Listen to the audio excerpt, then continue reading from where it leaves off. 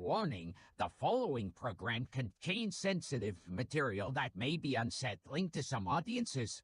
The Pedantic Pedestrians are not responsible for any injuries or paranormal activity that may occur during the viewing of this program, including, and not limited to, whiplash, bipolar disorder, a sprained ankle, or demonic possession.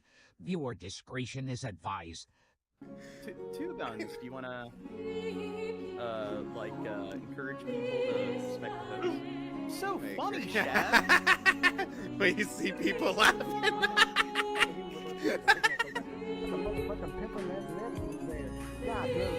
Like, pause it. What did he say? Whenever it sounds like he said.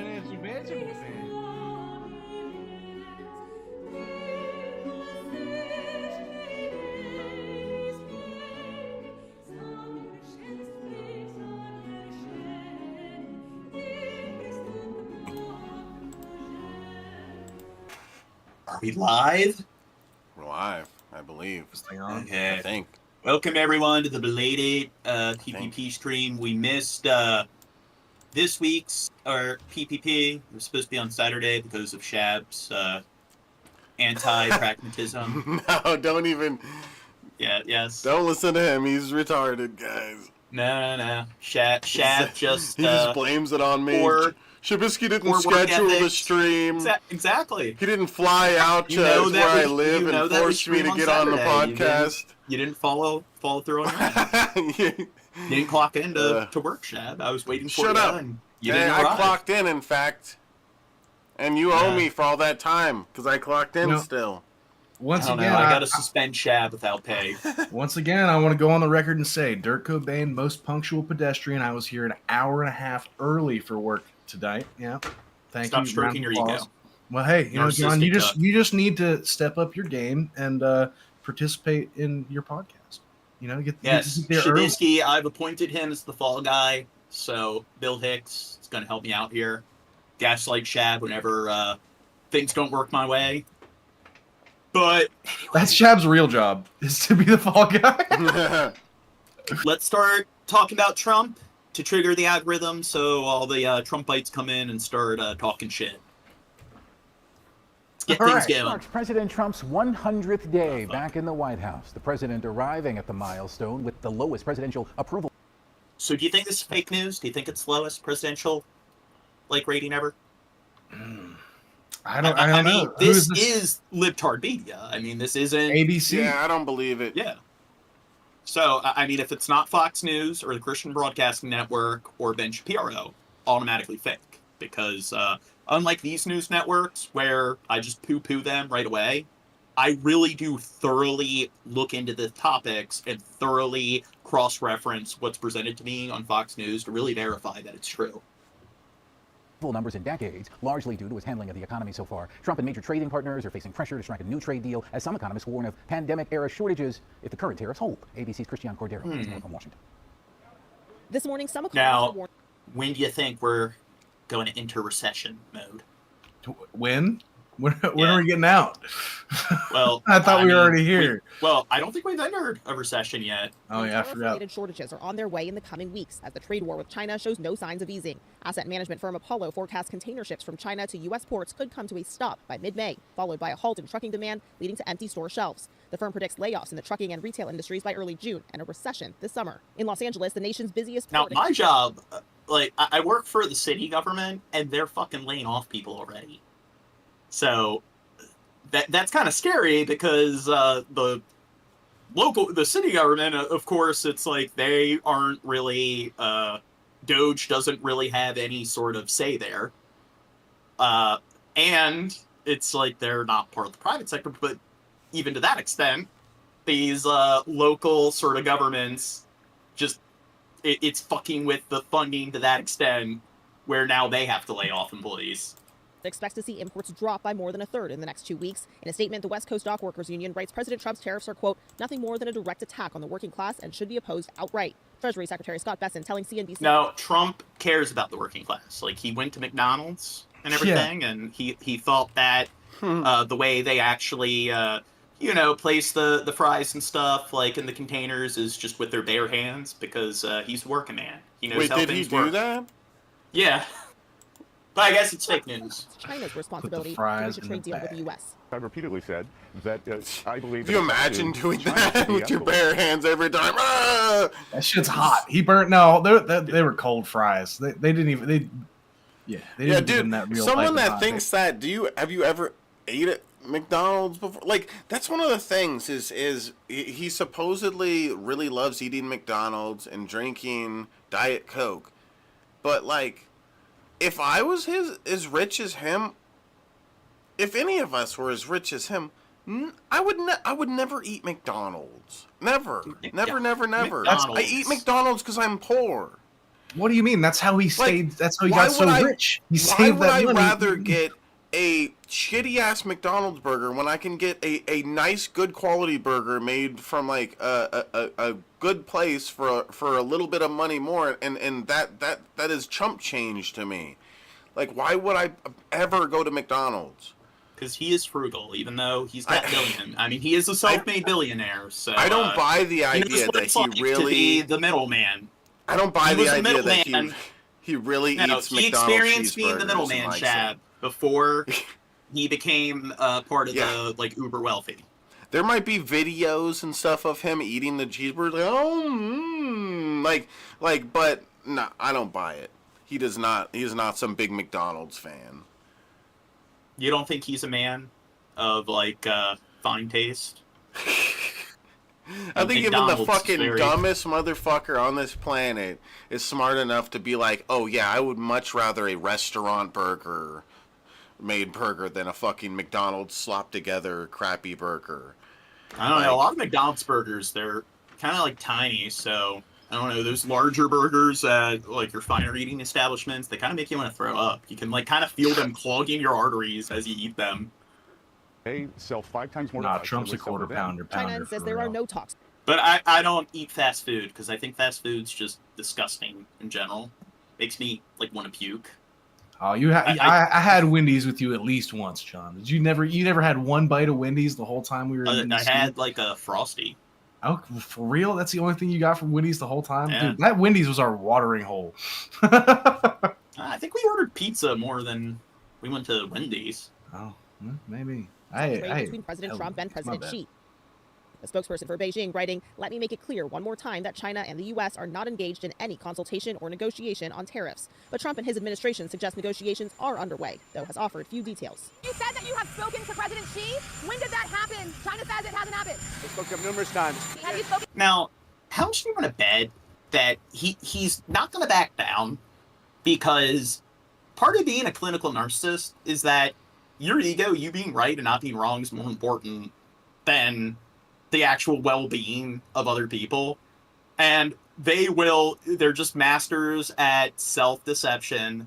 They're going to tell themselves that it's like, nope, it needs to be done. It's just other people are delusional and stuff. And it's, I don't know. I think it's quite a hazard to have somebody who's this much of a clinical narcissist in office, because even if everyone around him starts telling him that he needs to just like disassociate with the tariffs, he probably is going to insist on doing it, because not doing it means that he has to admit that he was wrong. To him since the tariffs. When did you last? I don't want to comment on that, but I've spoken to him many times. Trump's Commerce Secretary suggested the president today will ease some of the tariffs on auto imports, specifically foreign auto parts used. Well, auto imports, again, it's like automobiles, very complicated pieces of technology. There's lots of really intricate components that go into creating this very intricate like apparatus. So like every single, like you look at something like the steering wheel and everything, just that alone probably has dozens of parts that are imported from different companies and stuff abroad, and every single part that just goes into that one small component of a component that goes into this overall product is going to have some tariff applied to it. Compounded tariffs are going to just fuck our economy over, especially when it comes to things like industrial tech like vehicles or silicon-based tech like computers. on domestically made vehicles. Trump plans to deliver a speech in Michigan today to mark his first 100 days in office.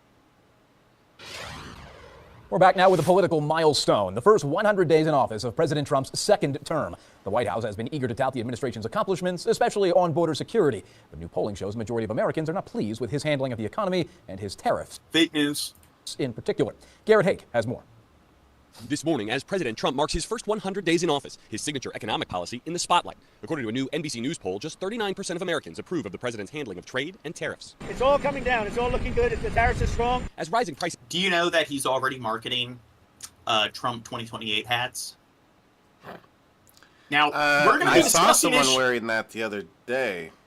Really? Not in person, on a video. Okay. But yeah. Okay. Well, but you know it what? would be one thing if it was a third party, but no. This is Trump, the Trump administration, or the Trump corporation itself, that are distributing and producing these fucking hats. See, here's what they don't tell you, John. Here's how they're going to get around it. At the end of it, after they get all this fuss up about, oh, he's going to run 3 terms, blah, blah, they're going to put up Don Jr. Still Trump 2028. Yeah. Nah, I don't know. You think we're not looking at another Bush dynasty? Well, my thing is, it is kind of scary because we're going to get into Prime Minister Modi in a little bit because we're going over what's happening between India and Pakistan. But one thing that Prime Minister Modi did is he kind of revised the Constitution so he could run for a third term. Xi Jinping in China, one of the things that he did recently is he revised the Constitution to run for a third term. So... seems like there are these common themes that are kind of running amok in all the world's major global powers. So I don't know. I'm gonna start my own country in Antarctica. Good luck. Prominent firm Apollo Global Management saying that there could be empty shelves in stores and, quote, COVID-like shortages in a few weeks, predicting that as the trade war with China... COVID-like shortages. ...container ships to the U.S. will end by next month, followed by trucking. The firm also predicting a recession by summer. Overnight, the trade war's international impact also clear. Canadian Prime Minister Mark Carney elected in a surge of support for his party, heavily influenced by Trump's tariffs and promises to take over Canada. We are over the shock of the American betrayal, but we should never forget. Oh, I should have added that to the playlist. There's this very cringy video of him and Mike Myers doing some promotional campaign. It's like the last person I would want to associate with if I'm trying to become get elected for some political position is Mike Myers. Love Guru, Shrek. Now I'll say this, Regina, when I threw out Don Jr. earlier, I almost wanted to say Ivanka Trump too. That could be it too. What if they throw up his wife? Then a Trump is the first female president. How about them apples, Gene? Mm-hmm. A Russian woman. Can he wait? Was she born in Russia? The only way citizen, or the only way somebody can become president if they aren't an actual born citizen, I think, is if they're one of the lower cabinet members and something really fucked up happens, and let's say 5 of the vice president down. Yeah, because the vice president has to have the same has to reach the same qualifications. I think the Speaker of the House does as well. I don't know, because they're elected through Congress. Ivana, his daughter. Sorry, I thought you meant to say Ivanka. I don't know all the Trumps. Sorry.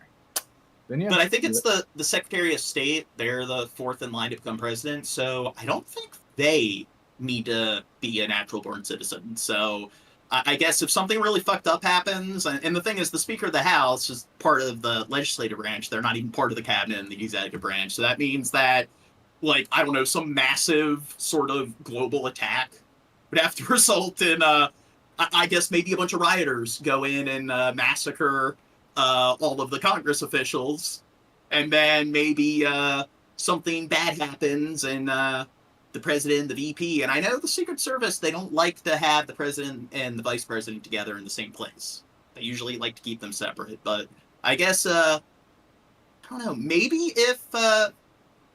what if Trump appointed Putin as the Secretary of State or Secretary of Defense? And then what if he devised some kind of scheme to make it he staged his own death and staged the death of the vice president? And then they assassinated the, Speaker of the House? And then there you go. Putin can become the U.S. president. That's a hell of a fan fiction. The White House has argued the tariffs are necessary pressure on trade partners. Dude, watch him. He can appoint Xi Jinping as Secretary of Defense, and Erdogan is like, I don't know, the Attorney General. Treasury Secretary asked. He's just building an A team of We have some great retail. world's finest. And then maybe like Putin needs to do the same thing. All of the people in his inner circle, like the top, like I don't know what they call their like council, all of his inner kleptocrats, they can be like Xi Jinping and Trump. So all the world's top dictators just make all their cabinet officials other dictators. I assume they pre-ordered. President Trump also highlighting the other signature issue of his first 100 days, immigration. On Monday night, the president signing 3 executive orders, all focused on immigration, as the administration touted a 95% drop in illegal border crossings in March compared. So, since I've looked into it, like, there are so many fucking parallels between Trump and Modi. So, Prime Minister Modi, one of his big things is all of the Muslim immigrants from Pakistan and like residing in Kashmir. They're a bunch of infiltrators, and he has straight up called them infiltrators when he's given like speeches. And he like his big thing is using the like Muslim like Indian population as like some kind of boogeyman and scapegoat. Like, we need to get rid of all of them, and that's what Trump's doing with our like immigrant population. And then I forget the dude's name, but he is like one of the richest people on the planet, and he is like I think he's the wealthiest billionaire in India. And Modi's been criticized of having like these really deep kind of like cronyist sort of ties with him that parallels Trump and Elon Musk. Compared to last year. It comes amid reports 3 children who are U.S. citizens were removed from the country, flown to Honduras with their mothers, who are undocumented immigrants. The administration says the women requested their families be kept together, but a migrant rights group says that's, quote, completely untrue. The moms did not feel that they had any choice in the matter. We pressed the administration's border czar about the cases. How is going after families with young kids targeting... I think his name... Look it up. I think his name's Adani. Who? First of all, we said look up prioritize the Indian billionaire Adani. Absolutely. But when you prioritize something, it doesn't mean you forget about everybody else. I just have from day one. If you're in the country illegally, you're not off the table. Today marks 100 days since Donald Trump returned. So, here's the thing. He cares about the working man. He really needs to make America great again and save the economy. What do you think is more of a hazard to our economy? All these illegal immigrants or these tariffs and mass layoffs? And deporting all these, this large population of illegal immigrants, where whether or not you want to support people living in the country illegally is irrelevant, because if you just look at the basic fucking logistics, a lot of the state economies on the border states are reliant on that labor to keep those like agrarian sort of industries afloat. So it's going to crash a lot of those local economies. So he's doing a lot of things that you just look at the math and the numbers, and it shows that really going to help us out. It's really going to like screw over pretty much anyone who isn't within the 1%. But I guess this is just a bunch of libtard sort of propaganda. Turn to the White House. Experts, pundits, what do they know?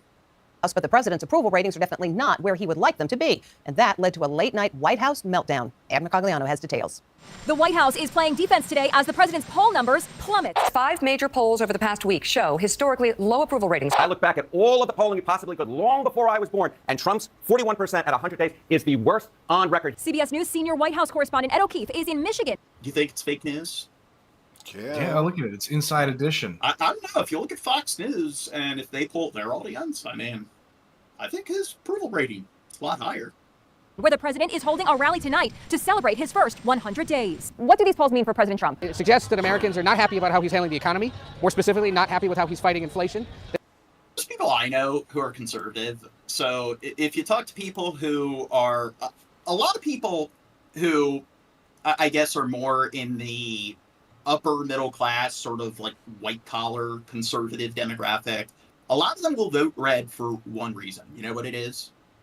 They really don't support any of the other policies. So do you know the one thing that like influences them to vote red instead of blue? What's that, John? Taxes. I believe it. If you make a decent amount of money, you get taxed a lot. And, it is kind of fucked up because the uber wealthy, the billionaires, don't really pay their fair share. And when it comes to people that kind of, I would say, lose a pretty excessive chunk of their income from taxes, it is sort of like your more white collar, middle class sort of segment of our population, which, to be fair, most people in that demographic are more likely to vote blue instead of red. But it is you know what? If the Democratic Party really fucking cared, maybe they would also they wouldn't do the same thing that the Republicans do, which is shill for the uber wealthy, and maybe they would actually, make the uber wealthy pay their fair share so they could tax that particular demographic I'm talking about a little bit less, and a large percentage of those particular conservative voters would probably vote for the other party. They've got growing concerns about his immigration plans. The Trump slide is even spilling over to Canada. The anti-Trump candidate won and last night promised to fight the U.S. president to the finish. We are over the shock of the American betrayal, but we should never forget the lessons. President Trump is lashing out today, refusing to accept the polls. The polls from the fake news are like the news itself. Soon he's not going to be the prime minister of Canada. He's going to be the governor of Canada. Trump doesn't lock him up like Hillary. Oh, fake, he posted. We are doing great, better than ever before. We've done everything, or it's in the process of being done. For instance, the border is in great shape. 99.9% came out again today. Dude, just love how... Do people, people that believe what he says, do they ever fact check it? So, when he was debating Biden, it's the economy's been better than it ever was. It was worse than it ever was under Biden. And it's just, I don't think Biden was the best president ever, but it's not that hard to look into any sort of fucking graphs or any data statistics to show that that just isn't fucking true. And it's the fact that he gets away with just making these fucking assertions that can easily be proven false with the most minimal level of research, it just shows how we're turning into an anti-intellectual society. Again, something the majority of Americans are fucking, they read or write at or below an 8th grade level. I think a fifth of Americans are functionally illiterate. And it kind of shows when they just blindly believe what this one person tells them, and they can't even just read a couple articles that are from academic sources as opposed to journalistic sources to try to see if there's any legitimacy behind what he's saying. You're delusional, John. That was my number one. Yep, I'm delusional. See, when I'm talking about a very large percentage of our population being very poorly educated and having poor literacy and so forth, poor critical thinking, you really show that you're a very sort of critical person when your rhetoric is, you're delusional, you're wrong because the one sentence essay. It's just X is true because it is. You got your thesis statement, and there's nothing that follows the thesis statement. Something like 83% of Americans aren't able to show any complexity when writing an essay. Do you think these people where their rhetoric is just nothing but fragments that are begging the question?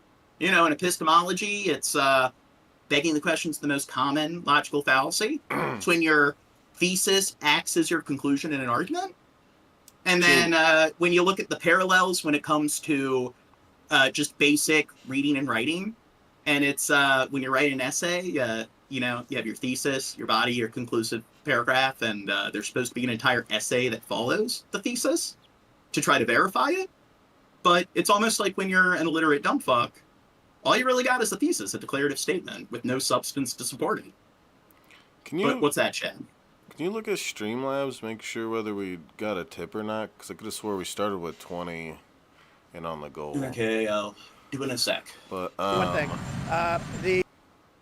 Talk to the chat. Oh, yeah, all that stuff you were just saying, though, Gene. Rolling on the full laughing emoji. Check in, mate. 2 + 2 = 4? Well, I'm going to reply with a rolling on the full laughing emoji. This is a much more intelligent response to it. Actually, that was all just projection. You were just projecting everything you said. Do they even know what that term means? None of us really do. We just use it. We did get a $5 in from Brian, and I only can see the first half of it because of how the stream looks. But, Gene, when are you going to monetize the channel? Also, open up StreamLabs to continue messaging. Okay. Thank you, Bryant. I will write it down at the end of the stream, put it in my calendar, and I'll take time out of my schedule, probably Friday, to do it. Because I keep getting distracted with other shit. You're right, I don't. Just living in my parents' basement, clearly. Yeah. The economy. Any person on the internet you don't like, automatically living in their mother's basement. Right up there, and I think it's doing great. And the White House press secretary is echoing that message. Today officially marks 100 days of promises made and promises kept. They generally dismiss any poll that they don't like or that doesn't suggest that the president... Oh, and they also asked when are we going to do the brain rot episode. Oh, that was the also? Well, I do have the PowerPoint presentation ready to go. So I just have to schedule time, get Jared and I together sometime in the middle of the week to do it. Brain rot in good shape. Yes.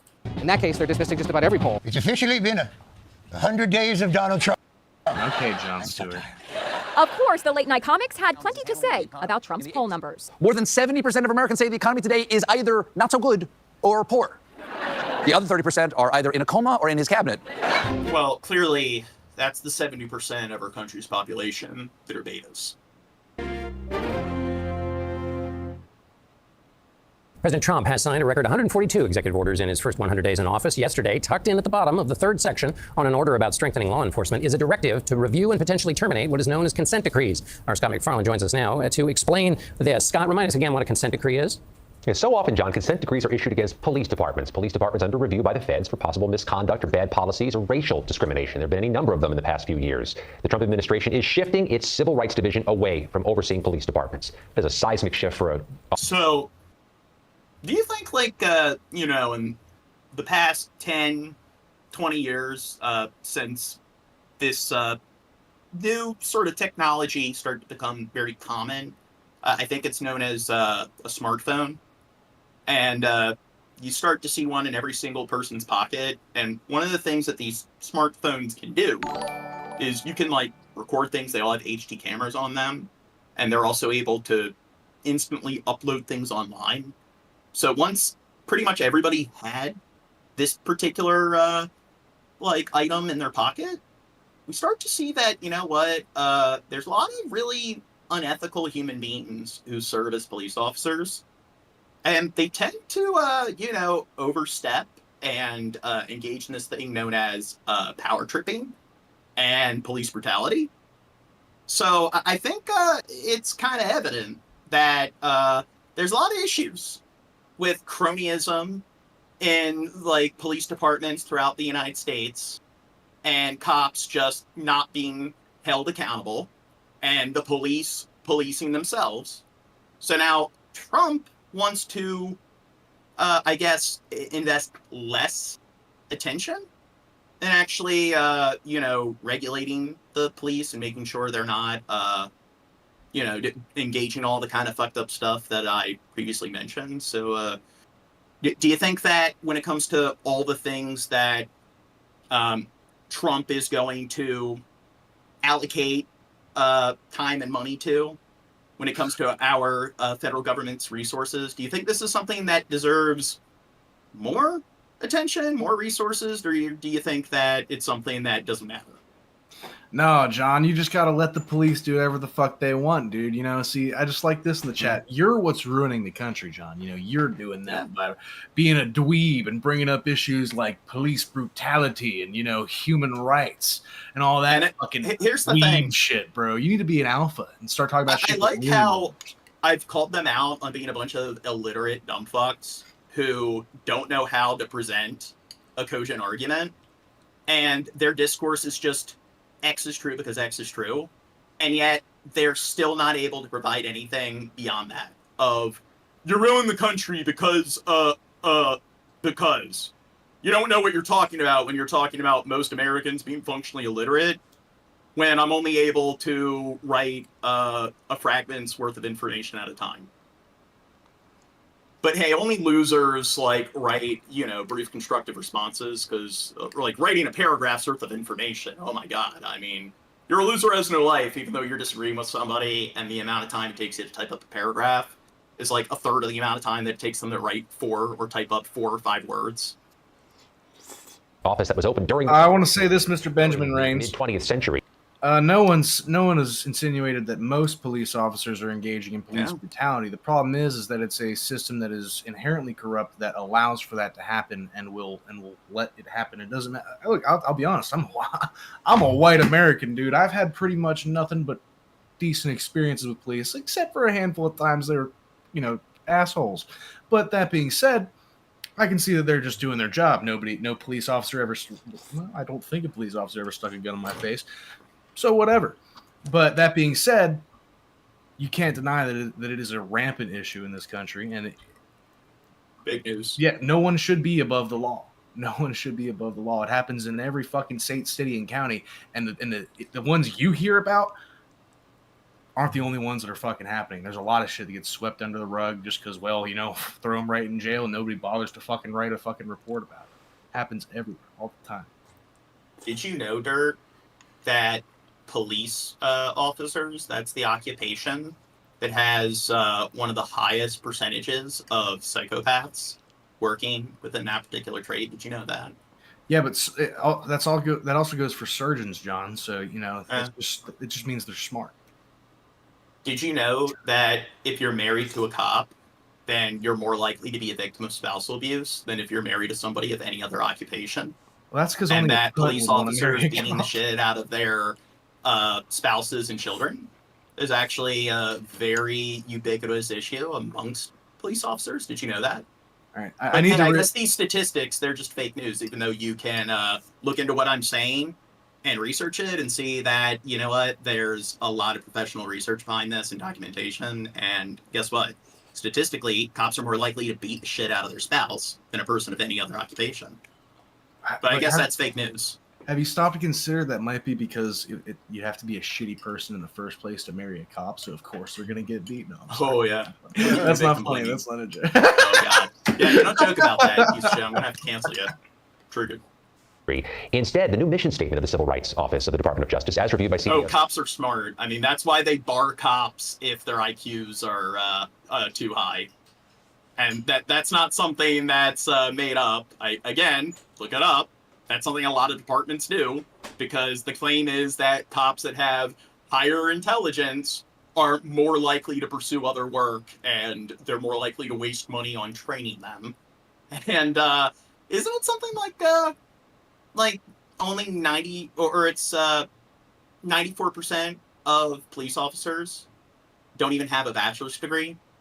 So it's just only around 6% actually have anything above a bachelor's degree.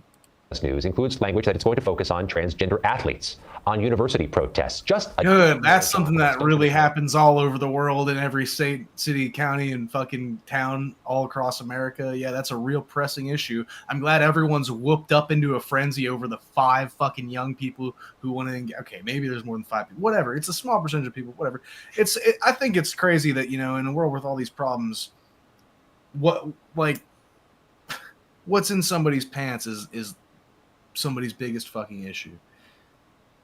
I think we just have bigger fish to fry. But if you want to get worked up into a frenzy because such and such has such and such and they want to do such and such, man, fuck, dude. I'm glad I'm not a fucking athlete. Are you guys fucking idiot liberals? What the fuck are we? Wait, what are you talking about there? Oh no, the chat. Well, this guy, he's bringing up transgender sports. That's what I was talking about. I was talking about the content. We're not covering this at all, so it kind of shows how they probably cared too much about that. No, the content. This guy just brought up policies about transgenders in sports. Which is about housing discrimination. Too busy looking at something else on screen. Racial discrimination, and police misconduct through consent decrees. Also, we've had cuts at the Department of Justice. Tell us what the effect has been on that department. It impacts communities nationwide. CBS News has learned more than 360 federal grants have been frozen that help groups that help crime victims, from human trafficking victims, sex abuse victims, elder victims, rural crime victims. They've been halted because the department says they no longer effectuate the priorities of the agency, which wants to put funding towards more direct programs to impact. So, again, the effect that illegal immigration has on the economy is pretty, negligible. There's more data that shows that has more of a positive effect on the economy than a negative effect. But even if you're going to claim that there's a negative effect on the economy. Well, guess what? It's to a very, very small extent. And there's a million one other things that are fucking with the economy more. So I kind of think that because their like two top priorities are, I guess, binary restrooms and like illegal immigrants, it's almost like, you know what, they're kind of like they don't care about actual pragmatism and what makes more sense to invest time and energy in terms of what's more practical. It seems like they just care more about their bigoted agenda. And help support victims. One of the groups that was targeted for a funding... What are you laughing at? Oh, dude, they compared us to Jay and Silent Bob. I thought that was funny. You're definitely Jason Mewes. Crime Victims Hotline. Take a listen to the operator of that organization, Renee Williams.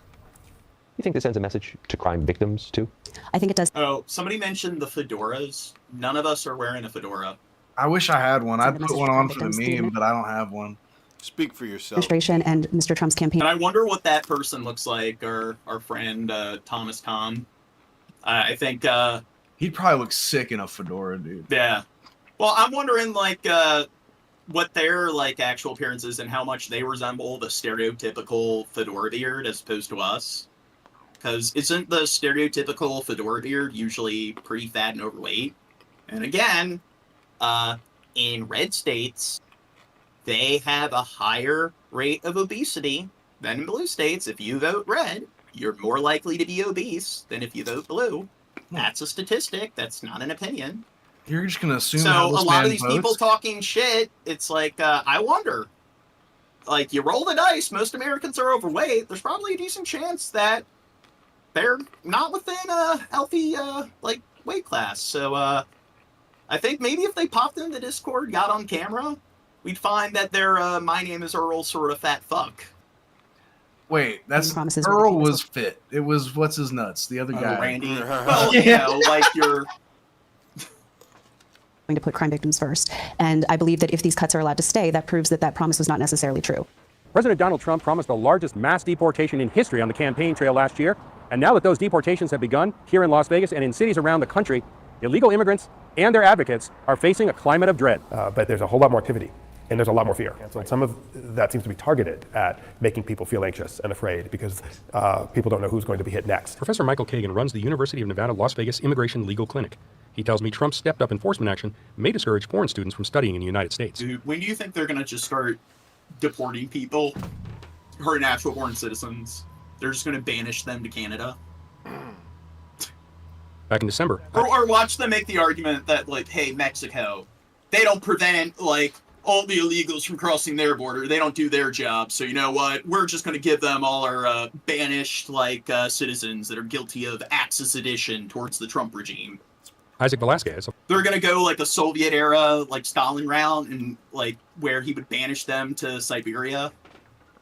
Banish them all to, like, the southern regions. Formerly undocumented UNLV student who earned his citizenship by serving in the Army told me undocumented people always live in fear. There's always that thing in the back of your head, mainly because they have done it before. And the few times, and the times that they have done it, it wasn't good. In this scenario, it seems like, it kind of feels like no one is safe. For immigration lawyer Peter Ashman, the fear just may be the point, as even long-time successful immigrants may decide to leave the country before they can be kicked out. And I think a lot of it is designed to probably get people to say, you know what, it's just not worth it anymore. I'm tired of looking over my shoulder. I'm tired of worrying about, why is that van parked in front of the house? Advocates say mass deportation could have economic consequences.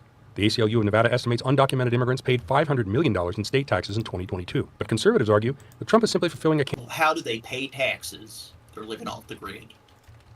It's almost like if somebody needs to ask that, it's kind of a sign that, you know what, maybe they should recognize their own ignorance more and recognize that they really don't know how this shit works.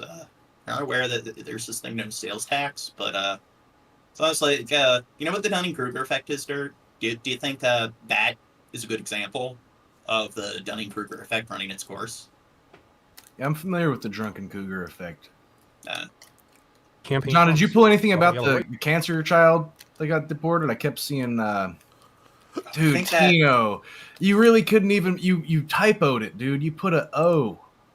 Boy, you must really like eggnog, bro. He's a real nogger, dude.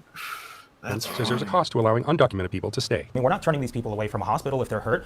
Their children go to school here. So there is a lot of money that's involved in supporting even the people that are not committing serious crimes. But there may yet be room for compromise. Conservative activist Chuck Muth says if Democrats back off from offering instant citizenship, Republicans may be willing to let immigrants with clean records stay. We need to find a path to allow them to stay here, giving them legal status. The holdup in Congress is that the Democrats insist on giving them immediate citizenship. So, I mean, statistically, aren't illegal immigrants less likely to commit crimes than legal immigrants? And aren't legal immigrants less likely to commit crimes than natural-born citizens? So it's just more selection bias of, hey, look, it's not like an innocent crime because, hey, if this illegal immigrant that committed a crime wasn't allowed to be here illegally, that crime wouldn't have happened. And it's like, well, I guess if we banished natural-born citizens, this natural-born citizen who committed a crime, that crime never would have happened.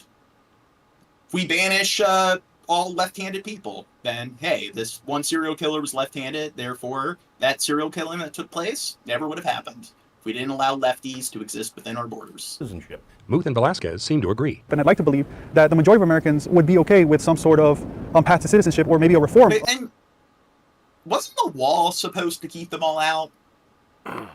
I mean, it seems like he's not really going about the building the wall approach here.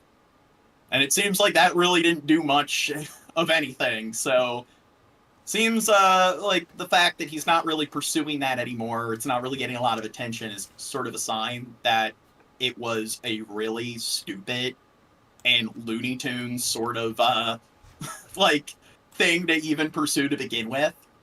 Of the system we have rather than just a mass deportation. At least 2 attempts at a bipartisan solution have failed in Congress in the last decade or so, and now immigrants here illegally and their advocates wait for what comes next. Reporting in Las Vegas, I'm Steve Sebelius. Fuck. No. I deployed the U.S. military to defend our country from the invasion of our border. I shut down all migrant flights. Do you remember when we're talking about people coming in, they're trying to deny it? I did this and I did this. I made it so 2 + 2 = 5 now because just because, and I'm going to make this declarative statement with no follow-up, and I'm going to sit in front of my lectern and all my fanboys are just going to kiss my ass and blindly believe whatever I say. Okay, so people are flowing in. They said, no, I don't see any people. It's like, what's wrong? But then we saw airplanes going overhead. We said, what the hell are those airplanes doing? Big Boeing 757s were traveling right overhead, loaded up with people.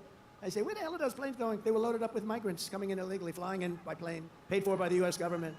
I'll tell you, they are sick. Oh my God. Remember that day? Those infiltrators. The day we found out that not only do we have to defend it here, we have to defend it not only in the water, but we have to defend it in the air. The planes were going over us. I said, what the hell is that?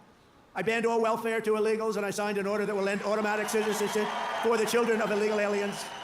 No citizenship. For years, Joe Biden and the media told us that stopping the flood of illegal immigration was absolutely impossible. He said it was impossible. He didn't know what the hell anybody was talking about. He said it was impossible that the president...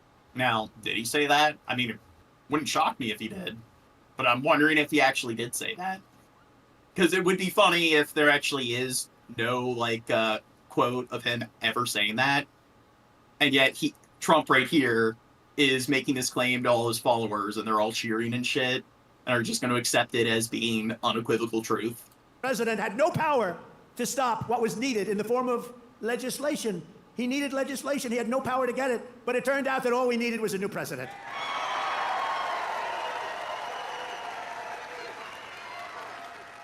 Within days of taking office, I signed the Lake and Riley. So, isn't the big reason why Trump wants to get rid of all the illegals is because it's apparently supposed to make America great again by helping the economy? So he's sitting there smiling like, we've succeeded with this. So is it actually doing what it's intended to do, which is improve the economy? I don't think that's happening. I think the opposite's happening. Lake and Riley, beautiful Lake and Riley, who was killed by an illegal immigrant, viciously, violently killed. But I signed the Lake and Riley Act to facilitate the expulsion. There you go. Here's somebody of this demographic that includes millions of people that did a bad thing. It's almost like if you're not able to see how flawed that logic is, it's almost like you're not an intelligent person. And it's just, I think it's incredible how there's so many people out there that when they engage in this sort of like in-group, out-group bias, you see it when we're talking about things like with Israel and Palestine, where they'll take groups of people where the population is in the millions, and they'll make these absolute statements about everyone that falls in that group. And it's just, do they not understand that a million, 5 million, tens of millions, like, those are pretty big numbers. It's a lot of fucking people. It's not that hard to find, like, examples of people doing a wide array of fucked up things in any, like, sample of millions of people. So it's just, I like how they don't understand what selection bias is and selective attention is. And they buy into that sort of garbage of, like, it's just, they think more in terms of anecdotes than they do in terms of statistics and more holistic data. So it's just, it doesn't matter what averages are, because when you talk to dumb fucks, like, averages are just something they don't process. It's just individual examples amongst a selection of millions of, like, fucking data. Of dangerous criminal aliens, and when necessary, we had to put them in jail. We couldn't take a chance that they'd come back in again. In recent weeks, ICE, who are great, these people are great, has arrested dozens of child rapists, along with murderers, kidnappers, drug traffickers. Oh, because there aren't any child rapists who are natural-born citizens, and there aren't any child rapists who are legal immigrants. So, again, out of those three groups that all include millions of people, tens of millions of people, does he have any data that shows that it's more common amongst the group that he's targeting? Because if it's not more common at all, then why is it even relevant? It's like, no shit you're going to find examples like that, because we're talking about a sample of tens of millions of fucking people. It's like, hey, in this sample of tens of millions of people who are all above 6 feet tall, we found some examples of them committing murder. It's like, I think if you take any sample of tens of millions of people, you're going to find murderers in that sample. You're going to find pedophiles in that sample. In any demographic. So, yeah, and it's just, you know what, I'm sorry, are you presenting averages to show that there's any notable fucking link or correlation? No. It's just, here's some examples of people in this group, this very large sample size, doing some bad stuff, but hey, let's ignore any sort of fucking nuance, that you're going to find the same thing regardless of what the group is. And the fact that people aren't able to see the flow of logic there, again, it's like they don't process just basic fucking averages, which is math that's taught to you in, like, the second, third, fourth grade.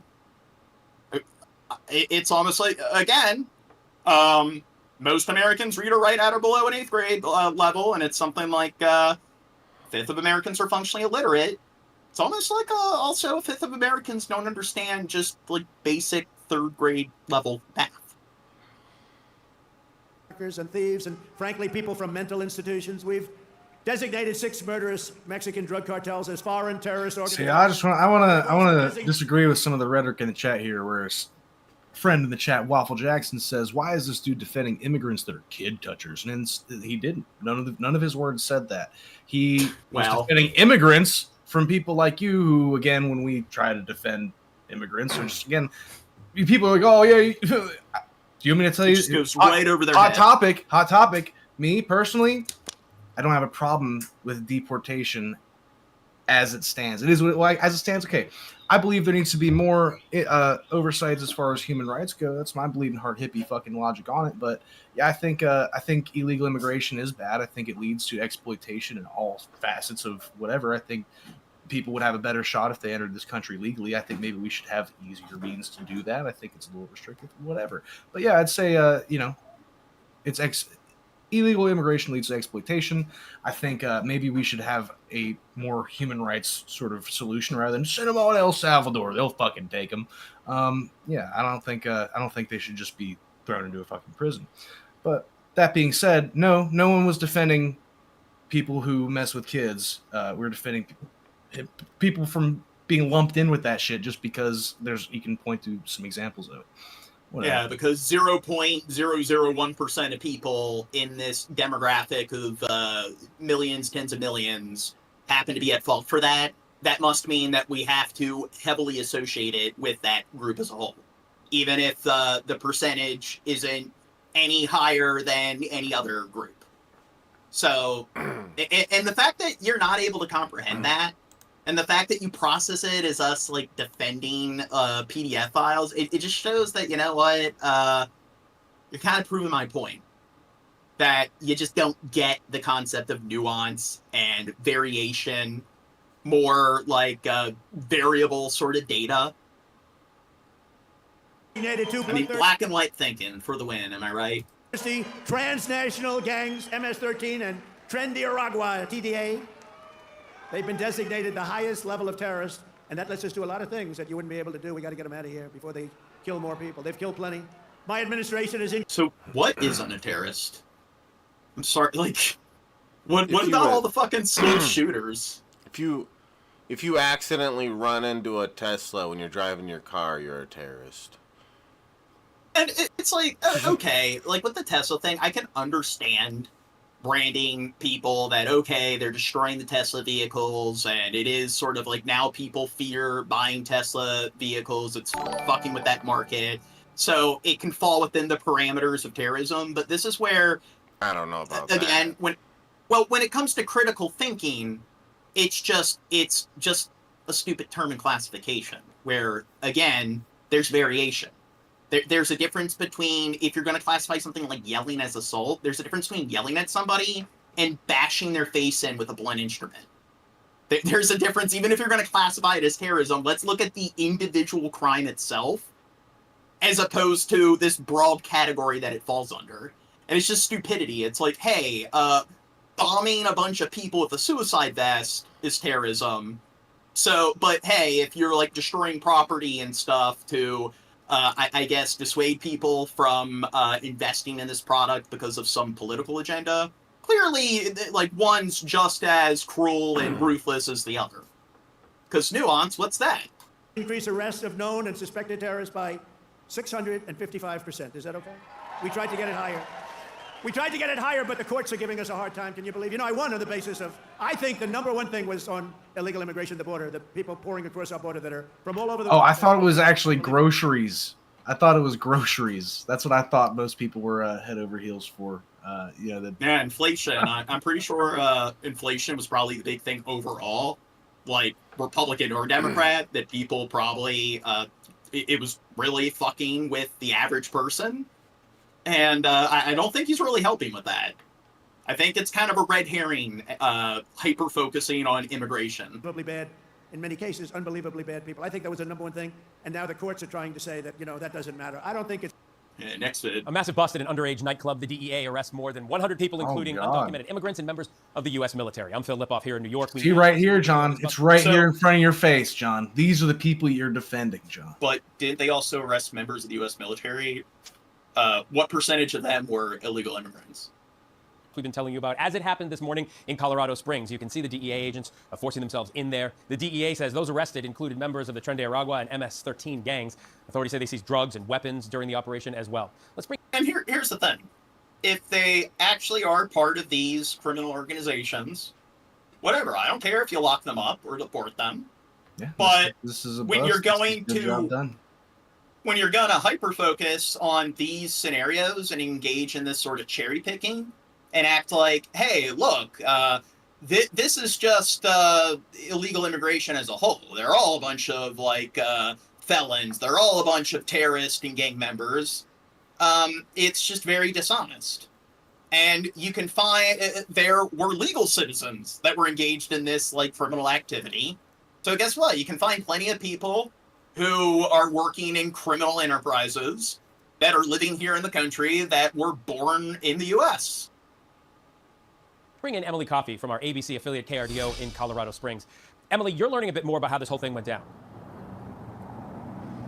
Yeah, the operation took place Quite the delay. In this strip mall, we talked to the owner of this space today. He says this place was released out primarily for birthday and wedding events. He had no idea that something like this was happening. Now, when I take a step out of frame, you can get a better look at that door that was busted through this morning by DEA agents around 3:45 in the morning. This video shows the exact moment law enforcement agencies broke into the nightclub. The DEA says they've been investigating this underground nightclub for months with federal partners like the FBI. They say around 300 law enforcement officers were out here. They took over 100 immigrants into custody, many of whom had outstanding.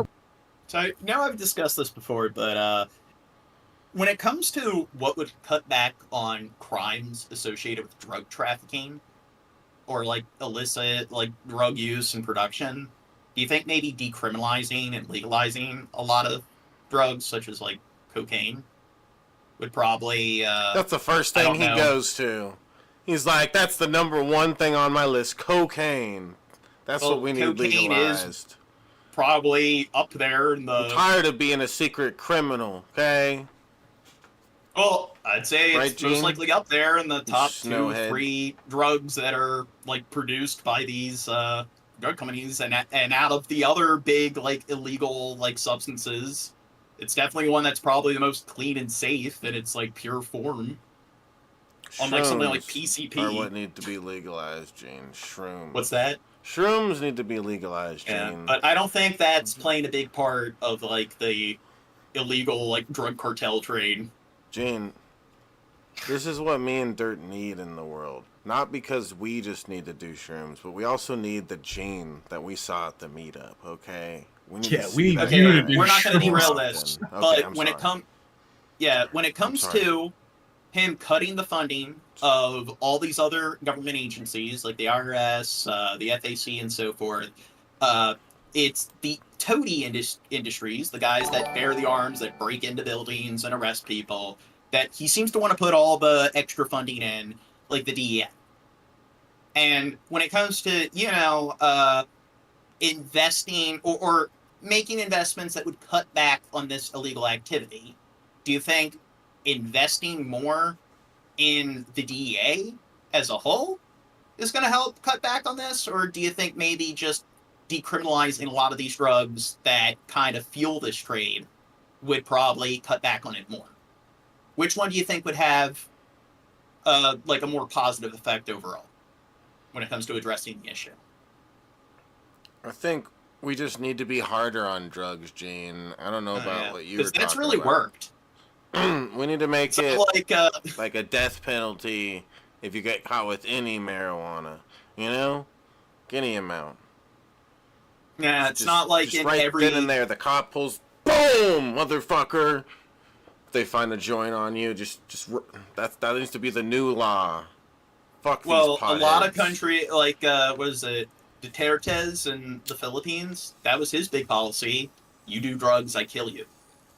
And he was pretty hard on drug crimes. He didn't really cut back on the drug market in the Philippines. Same thing in a lot of countries in South America, like the war on drugs and stuff in Brazil. Like, you saw all of those fucking prisons where they will drag out all the prisoners and it's just an array of fucking human skin. And they'll have like 20 people in a cinder block, like dark cell. They don't really seem to be cutting back on like all the drug activity. So it seems like those very draconian policies of anybody that's even involved in the drug trade at all is like given a 20-year solitary confinement sentence. Seems like it just continues to like run its course somehow. So it's almost like maybe they should stop doing the same thing over and over again, expecting different results. Arrest warrants, according to the DEA. They also seized guns and drugs this morning and believe prostitution was happening here. We spoke with the owner of the building who tells us he was renting this space out on a short-term lease and had no idea any of this was happening. The current leaser, who was licensed to do small events here, was supposed to be out of their lease in a month. It's shocking to me the level and the scale that was happening. It's unfortunate. Yeah, it's unfortunate. Don't you really like his commentary there? Mm-hmm. Yeah, these reports are hundreds of pages long and come after months of review. Most notably, however, is an apology from Harvard's president. The tensions here on campus since the October 7th attack in 2023 have been difficult for the university to navigate. Amid protests, the university walking a fine line between balancing free speech and reports of anti-Semitism and anti-Muslim bias. One of the two reports released today found that anti-Semitism has infiltrated coursework and social life on campus. The other report found widespread discomfort among Arab, Muslim, and Palestinian students. I've spoken to members of both communities here on campus, and reaction is very... So, it's a contentious issue that a lot of people are split on. So I'm pretty sure there's a lot of people who are just obnoxious and on both sides will say unethical things about the other party. But what percentage of the people who are accused of being anti-Semitic do you think are just criticizing Israel? And criticizing Israel equals being anti-Semitic. So what percentage of it do you think falls within that sort of false dichotomy? I don't know. Do you think it's a majority? Do you think it's like a third? Half? Very different.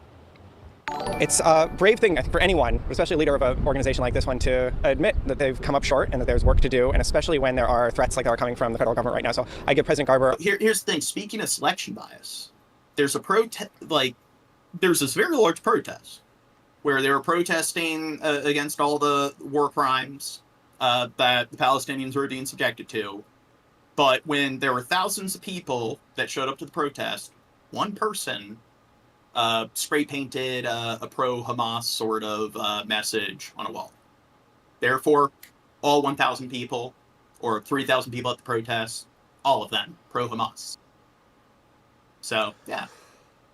And clearly, anyone who's not able to see why, again, that's selection bias, cherry picking. It's almost like if you're not able to see how that kind of journalism is flawed, it's almost like you're a dumb fuck. A lot of credit for the courage and the vision and commitment to say that Harvard needs to do better, and that gives me hope that it can and will do better. It's a bunch of hot air. It's very highfalutin language that does nothing. Second, and all this coverage of this, they never actually give specific examples of something that a person said that people are claiming is anti-Semitic. So why don't they actually give us some context? Because it could just be them criticizing Israel and the IDF and Netanyahu, and then people are just engaging that sort of straw man where criticizing Israel equals being anti-Jewish, anti-Semitic. Or they could be honestly saying a bunch of really fucked up and bigoted sort of shit, but they're not giving any sort of citation. They're not referencing what anybody said in particular. So, I mean, we need something. And when I specifically read Harvard will not abide bigotry, my fear is that that statement implies that Harvard will punish pro-Palestinian activists. Now, in a campus message. Well, here's the thing. Anti-Israel equals anti-Semitic. Being sympathetic towards Palestine equals pro-terrorism, pro-Hamas. It's that simple. It's that black and white. Nuance? What's that? Harvard President Alan Garber said, quote, "The 2023-24 academic year was disappointing and painful. I am sorry for the moments when we failed to meet the high expectations we rightfully set for our community," going on to promise to do better. Much more coming up tonight at 7 o'clock. We're live at Harvard. Sean. Other headlines start at Harvard University. The school announced this afternoon that it will review academic offerings and admissions policies in response to a pair of internal reports about anti-Semitism and Islamophobia on campus. Harvard's president, Alan Garber, commissioned the reports following last spring's pro-Palestinian protests. Garber wrote today that he wants to, quote, "ensure that Harvard University is a place where ideas are welcomed, entertained, and contested in the spirit of seeking truth." It comes as the university fights a legal battle with the Trump administration, which froze billions of dollars of federal funding amid accusations of anti-Semitism at campus protests. Well, the lights are almost fully... So... I do think that a student should be penalized if they are saying things that are just completely overtly anti-Semitic or Islamophobic. But do you think that if it was mostly Islamophobic, like if there was a trend of people calling out others in bulk for being Islamophobic, do you think Trump would take the initiative to cut funding? Do you think he'd had the same response, or do you think it's exclusively the anti-Semitism that he seems to care more about? Do you think there's a bias here? Probably. Be back on in Spain and Portugal after yesterday's massive blackout, but it's still not clear what caused the outage. The Portuguese grid operator said earlier today that all 6.4 million of its customers had power back. In Spain, more than 99% of energy demand has been restored. Today, train stations in Madrid... Oh, I hate these videos where they just go over several stories that aren't even in the title of the video.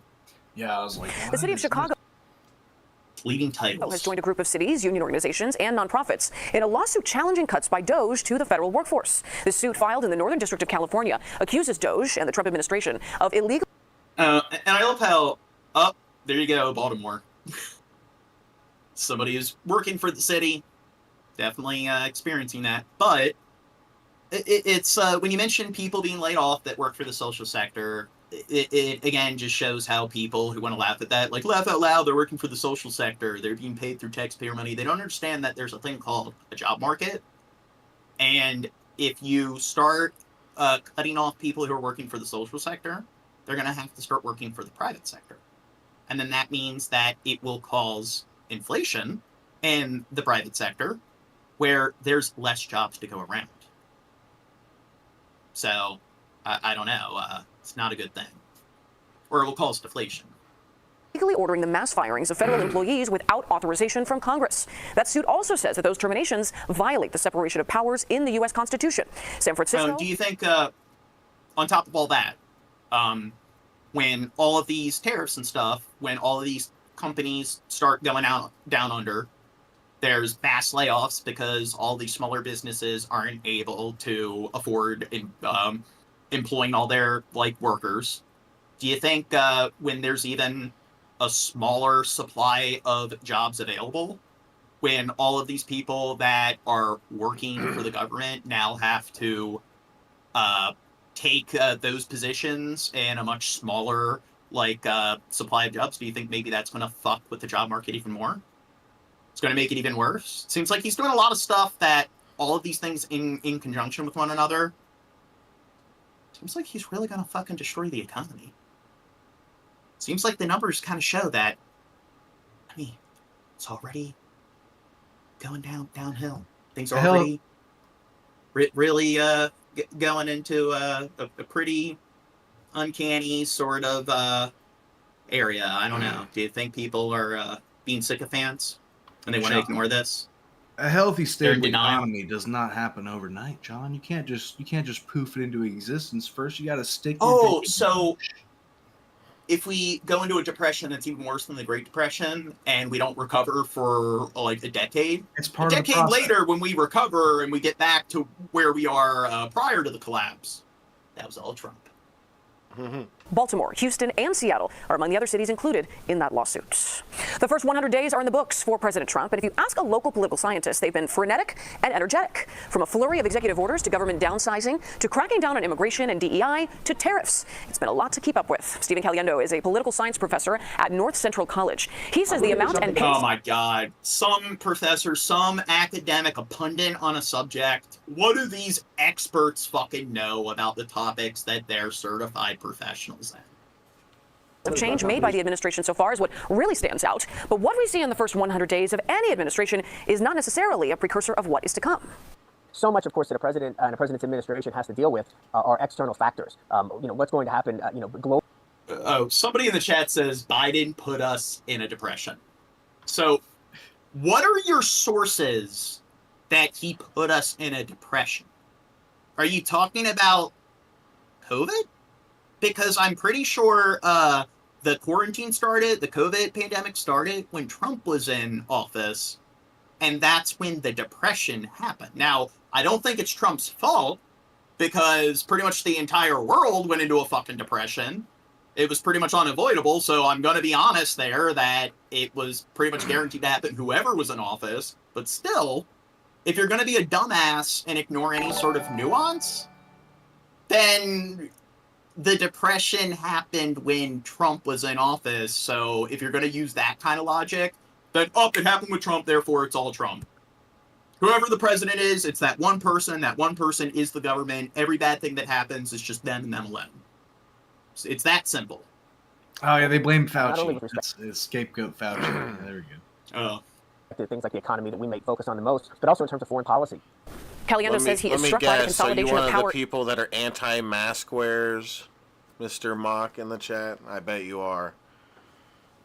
Yeah, So all dumb these to wear a mask. epidemiologists, all of these medical experts and so forth. What do they know? Well, look, clearly they're a person that's well read on epidemiology. They're well read on biology and mycology and stuff. All of these topics that are very esoteric. That if you want to understand these subjects in depth, you need years and years of education. And I'm sure this is the kind of person, if you quiz them on stuff that's just chemistry 101, they'd probably be completely lost. But they clearly know enough to know that all of these pundits have no fucking clue what they're talking about. Yeah, so I do want to say this. Yeah. My bad. Jordan in the chat had made some points, and I want to address the first thing he said, where the dude in red, which first off, this is not red, this is an orange Death Row Records shirt. He's brainwashed by Trump, which, again, I don't know what I said to make you think that, but I don't support anyone who's ran for president in the past 8 years.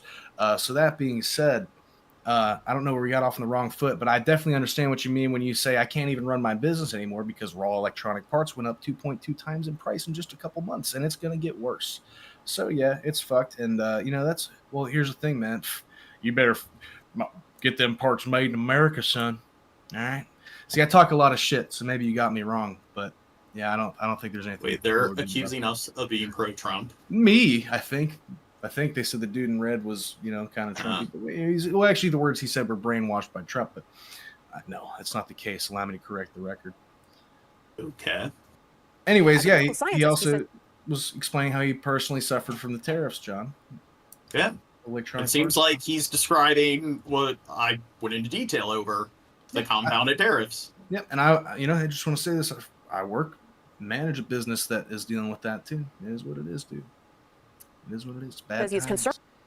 And I do agree what Trump's doing now is negatively affecting the economy. But my point is that when the pandemic happened, maybe it wouldn't have been as bad if it was somebody else and wasn't Trump. And actually, I'd put my poker chips on the fact that probably would have been a little bit better without Trump. But the economy crashed across the globe. It probably was destined to happen regardless of who was in office then. Concerned about the experiment of democracy and whether it can stand the pressure from the first 100 days. Not simply Republican policies, everybody that's watching, or even hit the like button on the stream. Double tap the screen or whatever you got to do to give it a like. We're at 19 likes right now. If you really want to hurt us, you can press those 3 dots in the top right corner, and it will give you the option to dislike. And I'm telling you, just vote with your thumbs. Let YouTube know that you hate us. Baltimore and San Francisco are amongst the other cities joining Chicago in the filing of this lawsuit last night, aimed at stopping the Trump administration from continuing to gut the federal government, calling the mass firing of scores of government employees unconstitutional and a case of presidential overreach. It was February 11th when President Donald Trump, accompanied by Elon Musk, issued an executive order aimed at transforming the federal bureaucracy. Do you think Elon Musk, do you think the voters made a good decision voting him as the the director of the Doge department? Wait, he wasn't elected. But wait, was he appointed? Did Congress approve his appointment? Yeah, oh, wait. I think. I'm pretty sure his position and stuff as a consultant, isn't it kind of illegal? I don't know, fake news. Saying they were finding billions and billions of dollars in waste, fraud, and abuse. Since then, thousands of federal employees have been laid off, including many that cities like Chicago rely on. It is why the city has joined the coalition of unions, nonprofits, and other municipalities in a lawsuit aimed at stopping those layoffs from continuing. Congress created these federal agencies, it funded them, but the president is trying to fire all these people and gut these agencies that Congress created. That's a violation of our Constitution. Steve Kane is the deputy corporation counsel for the city of Chicago. He says the layoffs, particularly those at the Centers for Disease Control, are already having. And again, it's agencies like the CDC. It's agencies that, when it comes to them regulating and enforcing things, don't involve using a battering ram to bust through some door to get into a building and put people in handcuffs. It seems kind of odd how it's the armed toady sort of Department of Justice sort of agencies where that's all the funding he wants to invest in. Seems like it's things like the IRS making sure that, the uber wealthy and corporations are paying their fair share in taxes, not laundering money. Things like the FAC to make sure commercial airline companies are actually being properly regulated and so forth, so planes don't fall out of the fucking sky. Seems kind of like, the CDC, the FDA, agencies that are supposed to make sure that the foods that we're eating, the drugs we're consuming are actually fucking safe. Kind of odd that those are all the agencies that they want to, engage in mass layoffs. They consider it to be waste and fraud. Because aren't all of these agencies the ones that are more in charge of regulating big companies? Why do you think those are the agencies that he seems to want to target? He wants to make sure that they have as little influence as they do. Because him and his cronies own the businesses. So, if people start calling him out, there's less people who are professionals in these agencies that can be like, hey, look, what he's doing is not pragmatic, it's just not safe, it's unsound. And if people do speak out, there's more of the toadies and the FBI, DEA, ATF, those agencies where they can break down somebody's door and put them in handcuffs. Having an impact, as the city has lost an important ally in the tracking of infectious diseases, pointing to their role in tracking and controlling recent measles and mpox outbreaks in Chicago. The city is going to have to redouble its efforts and do everything possible, but when we lose those kinds of resources, it puts us in a very challenging spot. The city's attorney is telling us what they are seeking is a preliminary injunction that would pause the firings until a full hearing of this lawsuit can be had. Good evening. We start tonight at 6 o'clock with the Wisconsin Supreme Court suspending a judge accused of helping a man evade federal immigration agents. Milwaukee County Circuit Court Judge Hannah Dugan was arrested last week, accused of ushering the man through a side door away from agents. He was later taken into custody. In the order today, the court says it's in the public interest. Now, was there anything illegal with what she did? Aiding and abetting a criminal? Was she aiding and abetting? Well, if they were there to arrest him, and she aided in his escape. I will be honest, out of all the stories we're covering this week, this is the one that I've done the least amount of research in regards to. I always absorb my news right here, John, and I'll say, from what I understand here, this man is there on a charge for crime he committed in the United States, and ICE came to arrest him and take him away, and she said, nope. Come with me, sir. I'll show you the exit. Go as fast as you can. Go on, be free. Now, my thing is, when it comes to legalese, is there some legal technicality that she was exploiting where technically on paper she was legally allowed to do that? I doubt it. I don't know. I mean, she is a judge, so I'm guessing she has her law degree because the overwhelming majority of judges are lawyers. So she probably did utilize one of those legalese sort of loopholes to temporarily relieve the judge of her duties. Judge is set to cover Milwaukee County Circuit Judge Hannah Dugan's cases following her arrest. Milwaukee County's chief judge spoke out about the controversy of Judge Dugan's arrest publicly for the first time. Jenna Ray reports. It was supposed to be a full docket for Circuit Judge Hannah Dugan Monday. We're just taking it step by step. Any type of long-term plan in place for her coverage? These decisions are being worked on right now, so I have no comment on anything specific. That's Milwaukee County Chief Judge Carl Ashley speaking on camera for the first time since Dugan was arrested and criminally charged Friday. Dugan is charged with obstructing or impeding a proceeding before a department or agency. Federal agents claim she diverted their attention during an arrest of an undocumented immigrant and helped that person get out of the courthouse. There's a criminal complaint out that says that you took part in a conversation over the phone with federal agents on April 18th. Can you recount the conversation that you had? You know I can't have any comment on that. That's a pending litigation. For weeks now, the Milwaukee County Courthouse has been the epicenter to debate whether federal agents can make arrests in the courthouse or not. Legal experts say yes, but county leaders have been trying to change that. Do you think that it should be happening? I guess she was. It seems like so far she is technically in the wrong. Inside your courthouse. Look, in a perfect world, we would have the opportunity to have a courthouse where people would never have to worry about coming there for their activities. But the reality is there are legal parameters which allow the government to effectuate warrants, and we're not going to interfere with that. Milwaukee's Equal Rights Commissioner says interference. So this is my take on it. If you committed a crime and you're showing up to court, I think whatever it is, if you murdered somebody in another state, but you go to pay a fucking traffic ticket, in another state, and then it turns out, like, oh, also we're going to send you back to the state where you murdered somebody to go do your time there. Whatever. It's one of those things where I think if there's any place in this God-loving country that you should be able to just get picked up by a government agency, I think it should be a courthouse. But what if your crime, you're in court because you're Jewish in Nazi Germany, and you're in a Nazi courtroom, and the judge tries to let you out the back? Then you They're shouldn't technically have became a judge during that time. Like, you picked the wrong time to be a judge. Example. Especially on the political spectrum, needs to be left out of Dugin's case. But I guess the lesson here is, don't try to seek asylum in a courtroom. It's not going to work. Go to a police station. Embassy. They'll help you. No, go to your embassy or whatever and do the Assange approach and seek asylum there. We want people to know that they can come into a courthouse or courtroom and know that there's justice and there's fairness. I've known Judge Dugan over the years, and I know that she's been a person who has been fair and respectful.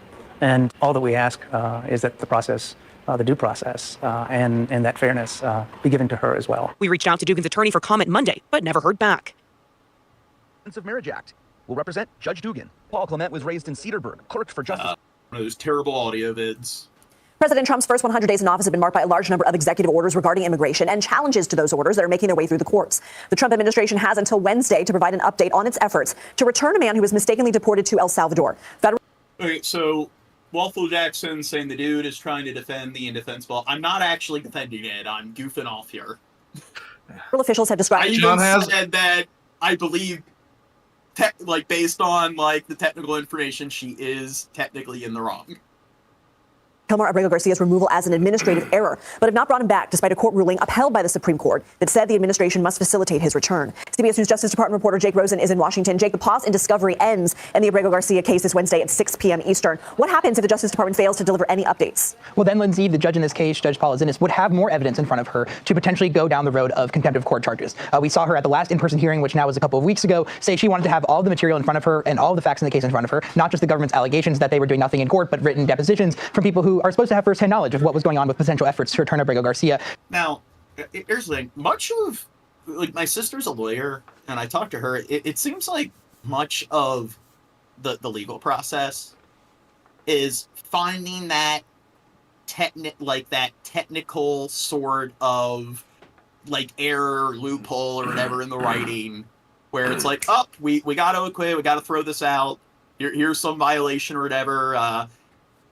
It reminds me of if you're a professional hacker or whatever, where you have to go through the script and find you just got to find that one exploit in the code. So I'm wondering when is AI going to replace legal work? When is it going to replace being a lawyer?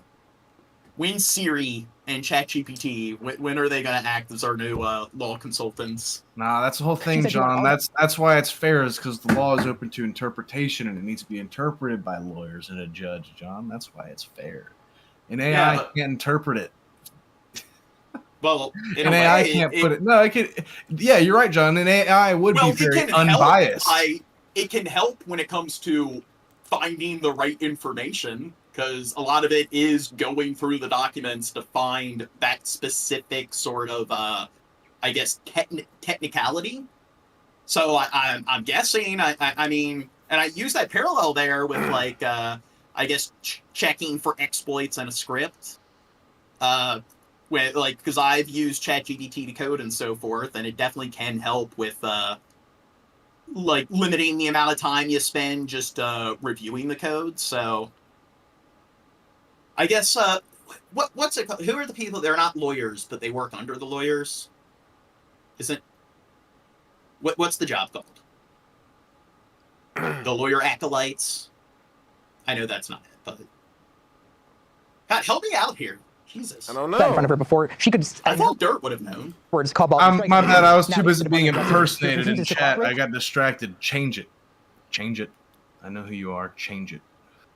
As she alleged last Wednesday in a pretty scathing filing ahead of this pause, it's certainly possible that she would take more steps because the government, and we saw it again this morning by Press Secretary Caroline Leavitt, has signaled no plans to potentially return him and has not really listened to her order and has tried to poke threads and work around the Paralegal. Is that all it is? So OGBT says legal aid, so... Paralegal. Yeah. I could see their jobs being affected by AI. Order in this case.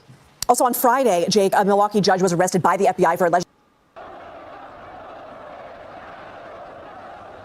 Yemenis protest U.S. airstrikes targeting Houthi rebels. Yes, so, if you don't recall, 70 people died in a U.S. airstrike, and I believe that a large percentage of them were not actually Houthi rebels. How do you know that, John? How can you be so certain? I don't know, it seems like, what is it, they destroyed some depot or whatever, and a large amount of people within that proximity were civilians. It was a civilian area.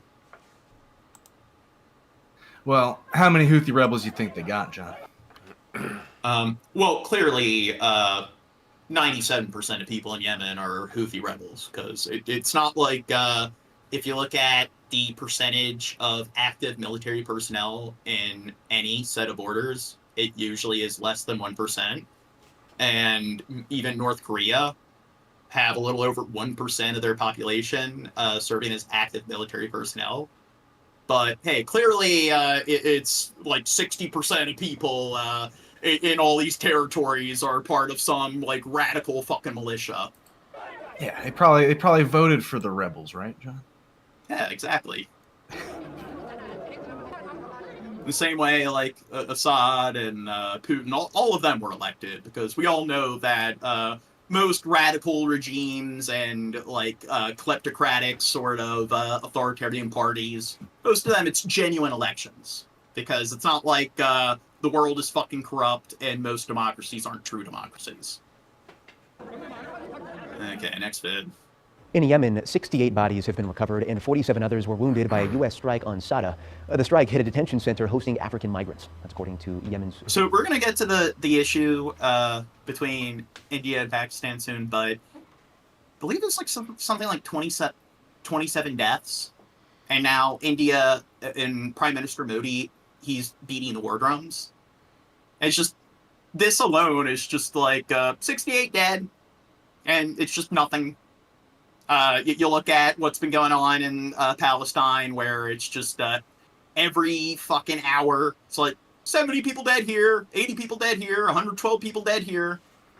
And it's like in the United States, it's just if there was breaking news, mass shooting, 20-something people dead, I wouldn't be that shocked.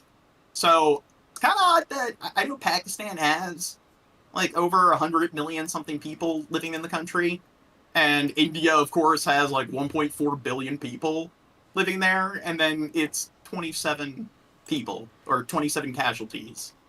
And they're now beating the war drums.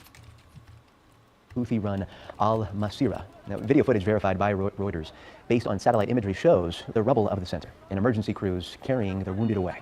Sada is a Houthi stronghold that has also been previously targeted in Rebels say U.S. airstrikes targeting Yemen's capital killed 8 people overnight. Over the past month, the U.S. has targeted the Houthis because of the group's attacks on shipping in the Red Sea. The American military has carried out more than 800 individual strikes. The U.S. insists it will continue to carry out... So, fact check, Dirt, I believe that 3 people have died so far from the Houthi militias and their activity when it comes to hijacking all the commercial vessels. So, is it more? Because I know that when I look it up, all I get is numbers on how many Yemeni people died. All I get is the numbers of African migrants who died in Yemen and the quote unquote. Well, I know the Houthis, they've done some pretty fucked up stuff within their own borders, but as far as their participation in the military conflict between Israel and Palestine, it's just their strategy is to hijack commercial vessels that have ties with Israel, U.S. and stuff to obstruct trade of those countries. And as a war tactic, it's just apparently, and that sucks that 3 innocent people died. I mean, I definitely am not going to excuse that. But if you're going to compare their behavior, like they're the evil terrorist group, well, it seems like their military tactics are far more benign and less lethal, and they're killing far fewer civilians than the United States and Israel so far. So the United States right here, 70 fucking people dead. Airstrikes until a deal with Iran is reached over its rapidly advancing nuclear program.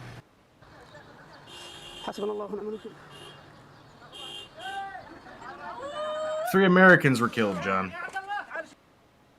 So it looks like three Russian civilians were injured, Egyptian civilians wounded, 3 Filipino sailors killed.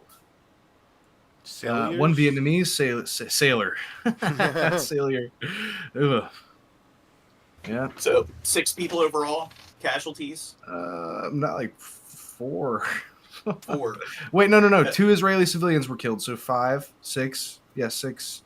Oh, one WFP worker, so that's 7. But who knows who did that? To be fair, yeah, these are just like total numbers. Like again, it's hard to find like exact numbers because anytime I look like on Google, everything I get is just about the recent thing. It's in the single digits, and it's been going on for a year, and it's still like no amount of like civilian casualties, the loss of any sort of innocent lives, is unacceptable. But it seems like the rhetoric you see from the U.S. government, and this is like Republican or Democrat, when they're dealing with like all the military affairs in the Middle East, it's just they're all radicals, they're terrorists. And when it comes to what the Houthis are doing in this particular military sort of conflict, exclusively, they've been trying to obstruct trade. And if you're going to talk about, well, hey, unfortunately civilians die in the crossfire, it seems like they're kind of less, I guess, malevolent than the U.S., where it's like, hey, they dropped the bomb and 70-something fucking civilians are dead. Or what you see with Israel and stuff. So it seems like out of all these particular factions, seems like maybe it's very easy to do what they're doing without killing anybody or whatever. I don't know, but it seems like they definitely are applying more cadence and making sure that civilians aren't dying in the crossfire than the United States. And aren't they supposed to be an evil terrorist group?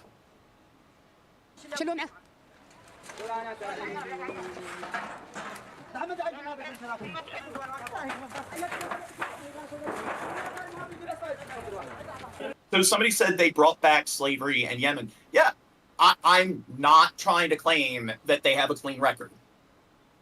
I've made it very clear that I'm talking about their participation and involvement in the, when it comes to assisting Palestine and stuff in the current war between Israel and Hamas. And if you compare, at least their military sort of actions in this specific military conflict, it's kind of ironic, like you said, that they are supporting slavery and so forth, and implementing slavery. So if we're supposed to look at them like they're this very evil, ruthless sort of terrorist organization, it's kind of odd that when it comes to our military's actions and the IDF's actions in this war, it seems to be far more egregious than what they're doing so far.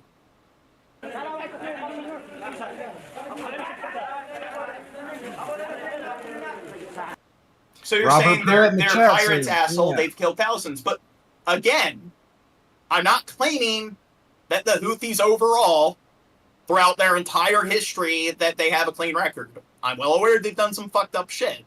But in terms of what they've done, in terms of the vessels they've seized since this conflict began, we just looked it up, and all the sources show that it's just in the single digits. And it's not claiming that they're benign and benevolent. It's just when you put it in comparison, it kind of shows that the United States and Israel, they're not that great either. So who are the bad guys? Who are the real villains? Dumb. Yeah. Nuance, what's that? Dumb. It's dumb is what it is, John. Oh, Armsy's in the chat. Bad people, bad. Followed through with her promise. I asked her, like, why aren't you in the chat, Armsy? She decided to follow through. She's here and Shab isn't here, because Shab's Hitler. Yemen's Houthi rebels have alleged that a U.S. airstrike has hit a prison in Yemen. Take off that At least beanie, you 68 fucking people tool. there. This prison was housing African migrants and Show us said that. Your Armsy. Ethiopians and others from East Let your Africa scalp breathe, on Gene. Yemen as a route to get into Saudi Arabia for work. Now, as of right now, the United States hasn't acknowledged carrying out this strike, but it has said that it's carried out more than 800 strikes on Yemen since it began its campaign targeting the Houthi rebels there back on March 15th. Activists already have warned that this intense airstrike campaign was killing civilians, but the U.S. government hasn't acknowledged that, and this attack today is going to draw even more attention to those claims. And here's the thing, two wrongs don't make a right. So I'm not, like, when somebody said, the USA are definitely the bad guys there, it's just the United States being bad guys doesn't mean that the Houthis are the good guys. Doesn't mean that the IDF are the good guys or the bad guys. It doesn't mean Hamas is in the right. The point is, all parties involved could all be the fucking villains, and the only innocent parties could be the civilians caught in the crossfire. My money's on that one, John.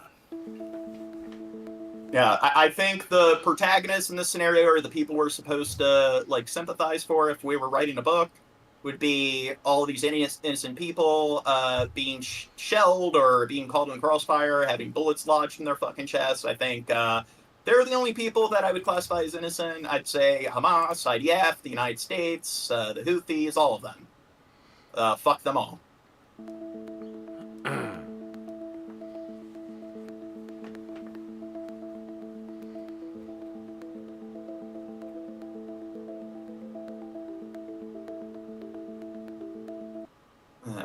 Okay, let's get to the next story. Not really providing any. Yeah. It's yeah, I like that, John. You know, you got some silence out of the chat from that one. They're like, yeah, that's fair. You know, hey, so we're not. Yeah, why can't we all suck?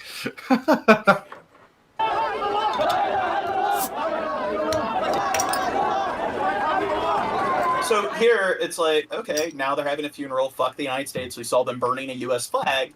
Now people are going to look at that like, oh, they're burning a U.S. Israel flag. See, they're wishing death upon America. And it's like, well, there's a bunch of dead kids there. You just dropped a bomb and killed dozens of people. Yeah. So, I mean, it's almost like, you know what? I can kind of understand why they're angry. Now, it doesn't mean... What's that? I was gonna say, don't you think if they dropped a bunch of bombs over here and, you know, a bunch of our kids died, we wouldn't be in the streets burning some flags and saying, fuck those people, too? I don't know. Like, when 9/11 happened, didn't we see a lot of that? Didn't we see people, like, vandalizing businesses of, like Islamic owners and so forth? And it seemed like people are really angry, and it's like, we need to get revenge on them because human beings tend to think in this sort of, like, in-group, out-group perspective, where it's them and us, and they're one entity, and the people of this ethnic group, nationality, religious group, whatever the group is, they're the other group, and we need to punish that group as a collective because they attacked people within our group.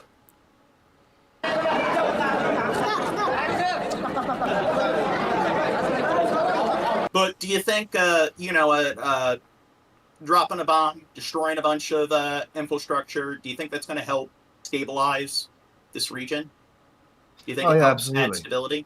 Yep, it'll be really stable when they. Do you think, like, okay, we don't like that these, like, particular militias or sort of authoritarian regimes are existing, but do you think in order to, I guess, make these regimes kind of fade away, do you think ruining infrastructure in the area so there's less stability, and then, I guess, killing a bunch of people's kids so somebody sees their little brother die, so maybe they're more likely to grow up and join one of those militias? Do you think that's a good way to try to address it?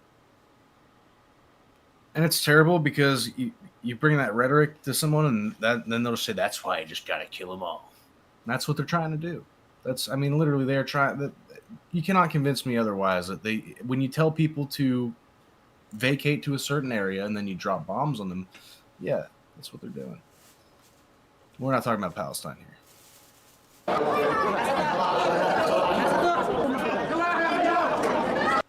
It's the same thing with like Saudi Arabia and Yemen. We, like the United States, they're big shills for Saudi Arabia. They're big like capitalistic partners with us because they're a very oil-rich country and they allow us to have a foothold in that region. And they enclave Yemen, and they've been holding Yemen under some kind of medieval-style siege for the last decade, and have been subjecting them to mass famine. They are constantly shelling them and so forth. And it's the same thing that you've seen with Israel and Palestine. And again, everyone fucking sucks. So I'm not the kind of person where it's like, hey, we're going to criticize the United States and we're going to pretend that it's Russia, China, and everyone else who are really the good guys. But we're going to get into India, and I've discussed previously all the fucked up things Prime Minister Modi is doing. It seems like all the big powers, all the big governments, like, who are the good guys? It doesn't really seem like there are any good guys.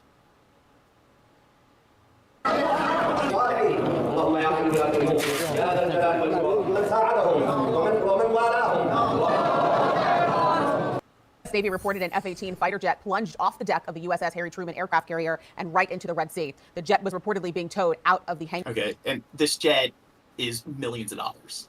Mm-hmm. Taxpayer money going to good use. Bay there when all of a sudden the crew lost control Monday night. One crew member was on the plane, a second on the tractor, both escaping at the last moment. So did you know, do you know what a broken arrow is? No.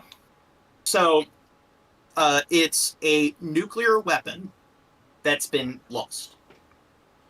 And okay, I have heard that term before. When it comes to the United States and Russia, they have lost, like, I believe, around 100 nuclear weapons. There's one where there was a supply plane that was having issues. They dropped all their cargo, and I believe the nuke crammed into an iceberg, and it's still there. There's one that, there was another plane that had issues. They dropped the cargo, and the nuke fell somewhere, like, in some field, and I think it was Nebraska, and the government bought out the land, and they've never been able to find it. And it's just, that's kind of scary that you think that something like a fucking nuclear bomb, they'd provide more care and attention to. And then, like, these aircraft carriers are pretty expensive, and Trump, his first term, when Kim Jong-un was, like, doing his sort of horse shit, and they sent out, like, a few aircraft carriers to, the East, two of them ended up colliding with other vessels and were, like, inoperable at the time. Which, it's kind of crazy that it's just trillions of fucking dollars going to these aircraft carriers, and something as simple as, like, some fishing vessel was able to crash into it and make it just fucking useless for a large span of time. And one of these fucking jets is tens of millions of dollars. And just, it plunked into the ocean.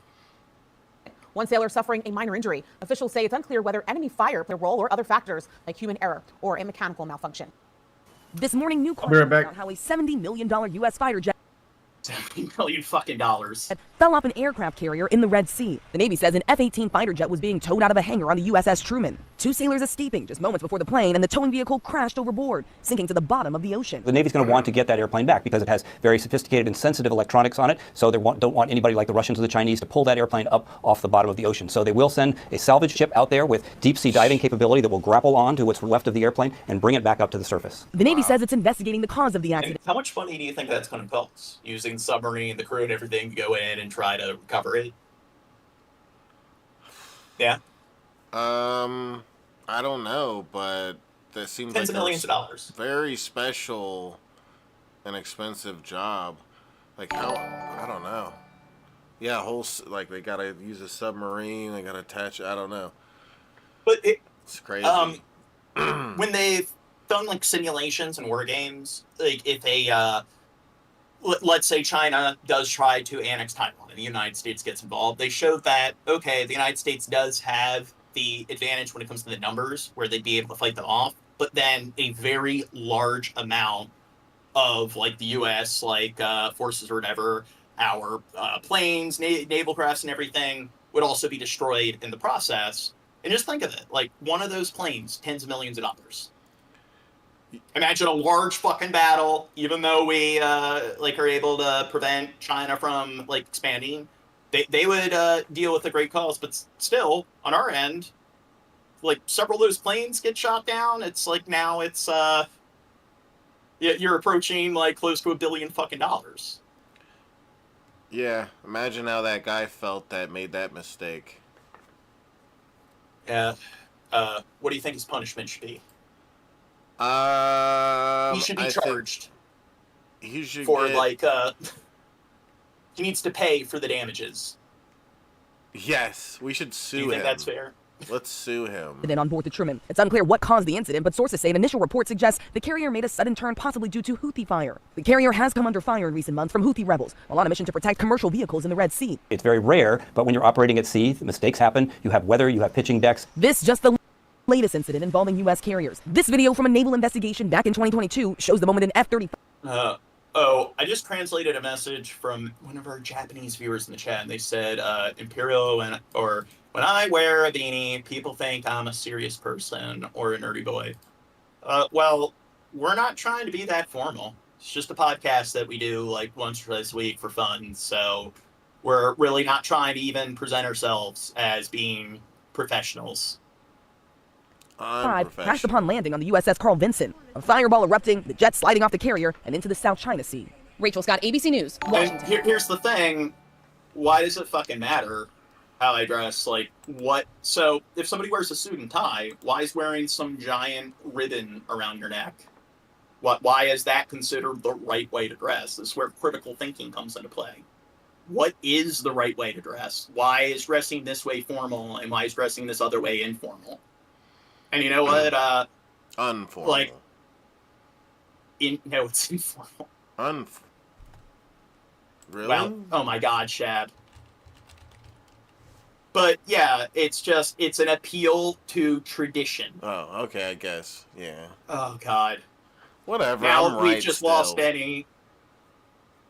I got fired. So Shab. guys, everyone that's here, we're almost at 2,200 subscribers. Everybody that's new to the channel, hit that subscribe button. It would be really awesome to see us hit 2,200 subscribers, guys. We're only 8 away.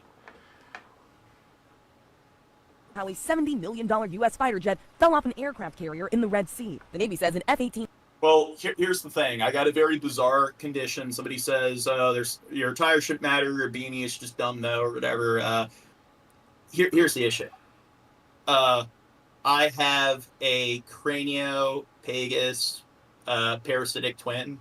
So if I take my beanie off, I actually have some protruding, stillborn twin protruding out of my cranium. So that's why I always wear my beanie. Fighter jet was being towed out of a hangar on the USS Truman. 2 sailors... Next vid. كان جايين عندي فاهم اللي بعد ولاد قد الموت بدهم يجوا لعندي صح لي مش صح لي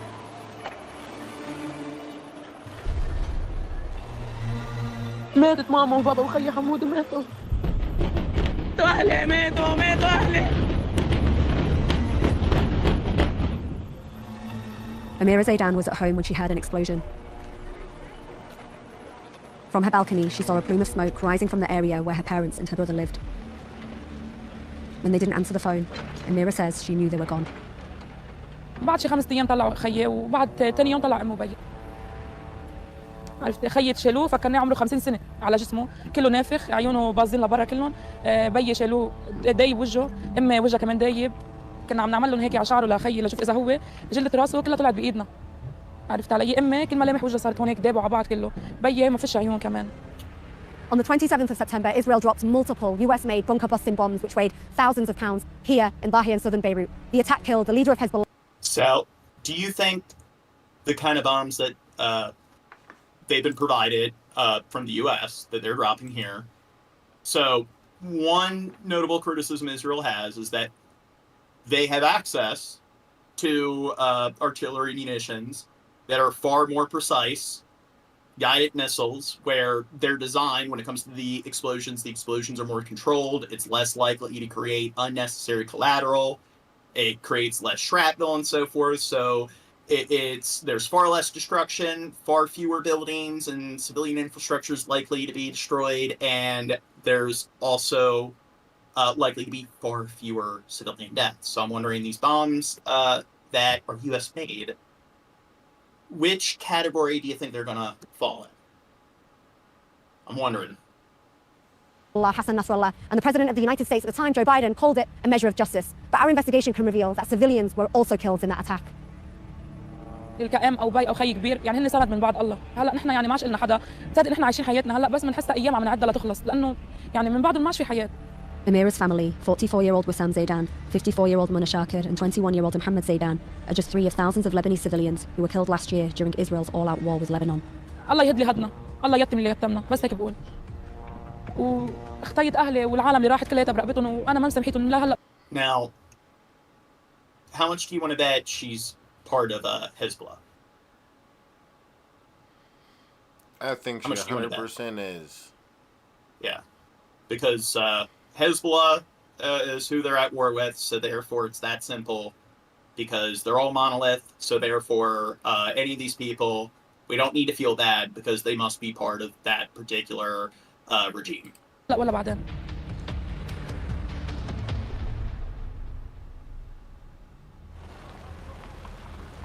It's late January, we're in Lebanon, and Israel is supposed to withdraw its troops as part of a ceasefire agreement. So somebody asked, was it Necro Thosphane, can we get a poll of how people feel about Jews? What part of the globe are you from? I'm curious. It was signed in November after months of war that killed more than 4,000 Lebanese people. But instead of leaving, Israeli soldiers opened fire on civilians.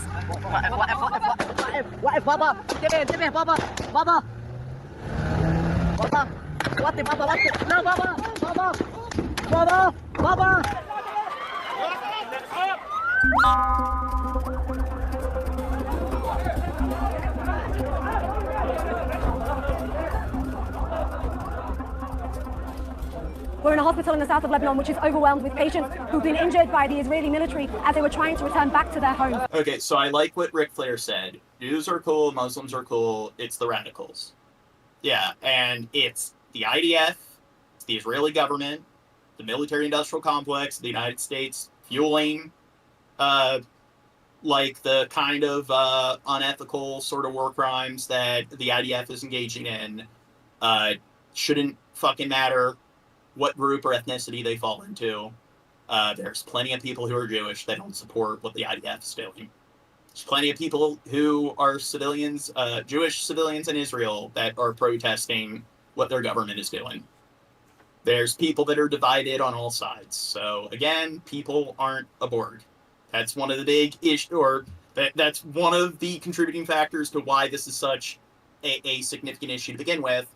Because it's almost like that's kind of entrenched in human psychology. Human beings really love putting people into groups and personifying those groups that have millions of people that fall within said group instead of looking at each person individually. Israel has refused to withdraw despite a ceasefire agreement which was brokered by the United States.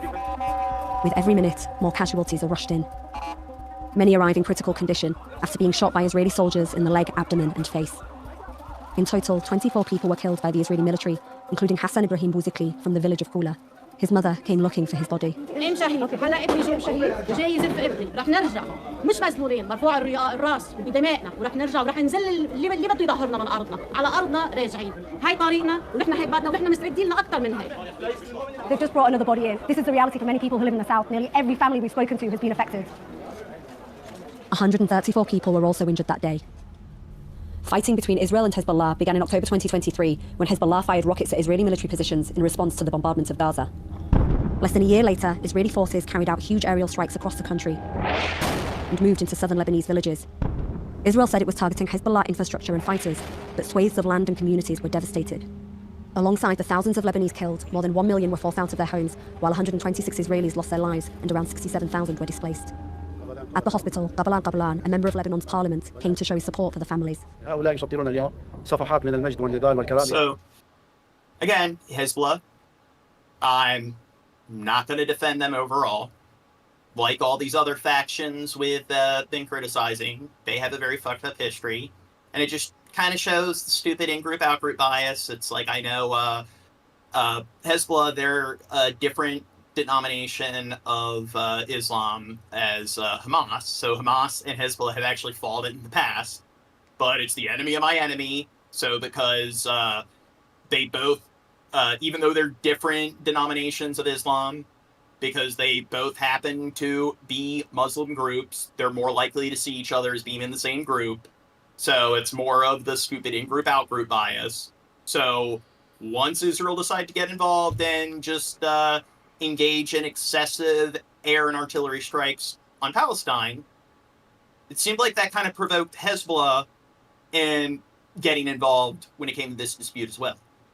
So you could argue that, oh, hey, Hezbollah was attacking them and stuff, so that's why they needed to engage in their missile strikes. But do you think that maybe if Israel decided to go about things with more cadence, and maybe if they decided to, not bomb as indiscriminately, that maybe that would have prevented groups like Hezbollah from even getting involved to begin with? امام هذا العدو الذي يعني يستعمل كل انواع الاسلحه برعايه ودعم دوليين غير مسبوقين امام عين الامم المتحده وامام اعين المجتمع الدولي وامام اعين مجلس الامن. Who do you hold responsible alongside? Somebody says, learn your history, Islam was spread by the sword. Well, do you know your history in regards to Christianity? Because if you're going to say that about Islam, it makes just as much sense to say that about Christianity. So I'm sure you're going to brand Christianity as a peaceful religion, and Islam's just an evil religion that's all about war, which, again, I'm agnostic. I am not a religious person, but it kind of shows the cognitive dissonance on your end. That I do believe that most people in the United States who identify as Christian, they don't follow the Bible verbatim, and they play the figurative game where they interpret it however they want. And most people who identify as Islam, I don't think they support violence. So it's just, hey, if you look at the history surrounding this one religion, there's a lot of fucked up things associated with this religion. But why aren't you applying the same logic to your religion? Gene, he already cooked you on this, okay? You're done. I'm pretty sure if you look at the Catholic Church, they did a lot of really fucked up things in medieval Europe. I think there was a lot of torture and a lot of genocide that went on behalf of the Catholic Church. الرصاص التي يطلق اليوم على ابناء جنوب وغزه وفلسطين، كل القذائف وكل الطائرات هي صناعه امريكيه. لا يوجد صناعه صينيه في هذه الطائرات. كل طائراتهم وكل دباباتهم وكل مدافعهم وكل اسلحتهم. I mean, if you're going to say Islam is based on violence, it makes as much sense to say that about Christianity and Judaism. وكل ذخائرهم صناعه امريكيه. There is a new American government in power now. Do you think anything will be done differently? امريكي والاداره اداره. يتنافس الفريقان على ذبح شعوبنا في هذه المنطقه. Israel defied the ceasefire agreements just days after Donald Trump was sworn in as President of the United States in January. And here's the thing. In the First Testament, it says that you can beat your slave, you just can't kill your slave through beating them. Does that mean that pretty much we can assume that anybody who is a Christian or anybody who's Jewish, they must support slavery? They think it's okay to beat your slave as long as you just beat them to the brink of death? Dude, John, you're a real dick bringing up all these logical inconsistencies, dude. I mean, Yeah, it also you're says, a real dick for that, dude. It also Stop being a says, dick. you can beat them with a stick, but it can't be thicker than your thumb, right? Yeah. Do you remember But that? here's the thing, see? So therefore, anybody that identifies as Christian, they must support that. It's not like most people who identify with that religion do not follow it in such a radical manner. And it's like maybe we should focus more on a person's actions as opposed to whether or not they identify with this faith. So if you have a bunch of Islamic neighbors and none of them are engaging in violent crimes and none of them are causing any problems in the community, then who the fuck cares if they identify as Muslim? And the same way, it shouldn't fucking matter if you identify as Christian. If you're not harming anybody in your fucking community or in your society.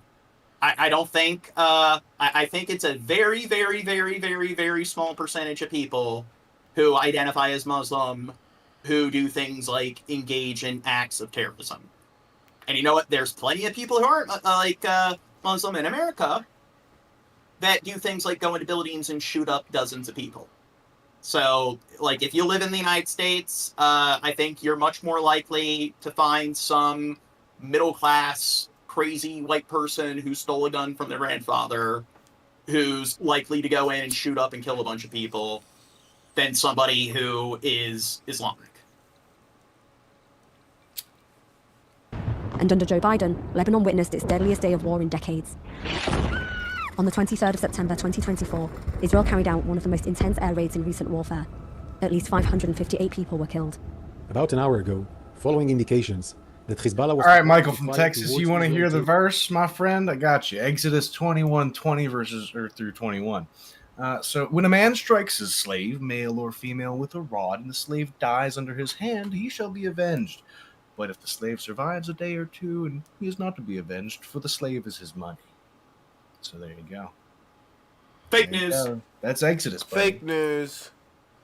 Now, like here's the thing. It's almost like the Bible is in the public domain, and it's probably easy to find 1,000,001 sites where you can read the Bible for free. And it's not that hard for them to look it up on their own. I'm fairly certain since they're watching us, they have access to the internet. So there's this thing known as cross-referencing information. I mean, it's easier than ever to do your own research and to cross-reference stuff, but no, they need us to look it up for them, because it's like, if that's the first time they've heard of it, it's not like they can look into that themselves. Territory. We began striking terrorist targets. And here's the other thing. You didn't know that, and yet you associate with Christianity, so what does that say? When it's like, we're non-religious, and yet we know more about your religion than you do. No, it's Old Testament, John. No, they're right. Jesus died so that they could write a new book and change the things to make it... Well, it's still in the fucking Bible, so again, look at what you're doing. You're cherry-picking it. You're going to interpret it however you want. So if somebody is Muslim and they did the same thing with the Quran, and let's say you try to find bad stuff in the Quran and they decide that they don't want to follow that stuff, well, what are they doing differently than you? Yeah, and there's, I'm sure there's plenty of denominations of Christianity that follow the Old Testament, so the argument still stands regardless of that. Day, Mohammed Haider and his family were planning to flee their home near the southern village of Saksakiya. طلعت لفوق على الطابق الثالث فجأة بلاقي البيت كله عم يقشط عرفت كيف؟ هلا عم شوف هلا لما كنت عم شوف مثل الشتاء بس لونه رمادي. هلا بس نزلت بس خبطت بالارض فصلت عرفت كيف؟ يعني معش وعيت على شيء. ضليت تحت تقريبا شي 7 ساعات. فجأة لما فقت وستوعبت وعيطت وصرخت وشدت ما And okay, somebody's asking us, like, do you guys not believe in God? When it comes to this subject, I don't even like talking about, like, what my fucking religious beliefs are. Why? Because I think it's kind of irrelevant. Because in the end, a bunch of fucking innocent people are dying. And if the people are dying, I don't fucking care what religion they associate with. If they're not hurting anybody, if they're going about their day-to-day lives, and they're just your average fucking Joe, I don't give a fuck what their religion is. I don't want to see innocent people dying and having bombs dropped on their head. You're so virtuous, Jane. 7 hours you were in the rubble. What were you thinking? Do you remember your thoughts? هلا الشعور كثير صعب يعني اذا بتموتي افضل من انه تقعدي تحت الانقاض. Well, am I wrong? It seems like a lot of people seem to focus too much on, like, what the actual, like, religious group they fall under, as opposed to what the actions of that particular person are. كثير صعبة كتنفس يعني ما فيك تتحركي كل الحجار عليك كل شيء يعني جسمك بس ثابت 7 ساعات ما فيك تتحرك. Did you think that you were going to make it? فكرت اول شيء انه كان ينزل الصاروخ من فوقي قد ما كنت الارض تراج وما عادش في حدا يساعدني وانا بقيت لحالي عايش عرفت كيف؟ ما عادش في صوت بالمره. هلا بس طلعت دغري فت على المستشفى ضليت 3 ايام صار العدو يضرب حد المستشفيات. When did you find out that your mother and sister had been killed? ثاني يوم بالمستشفى.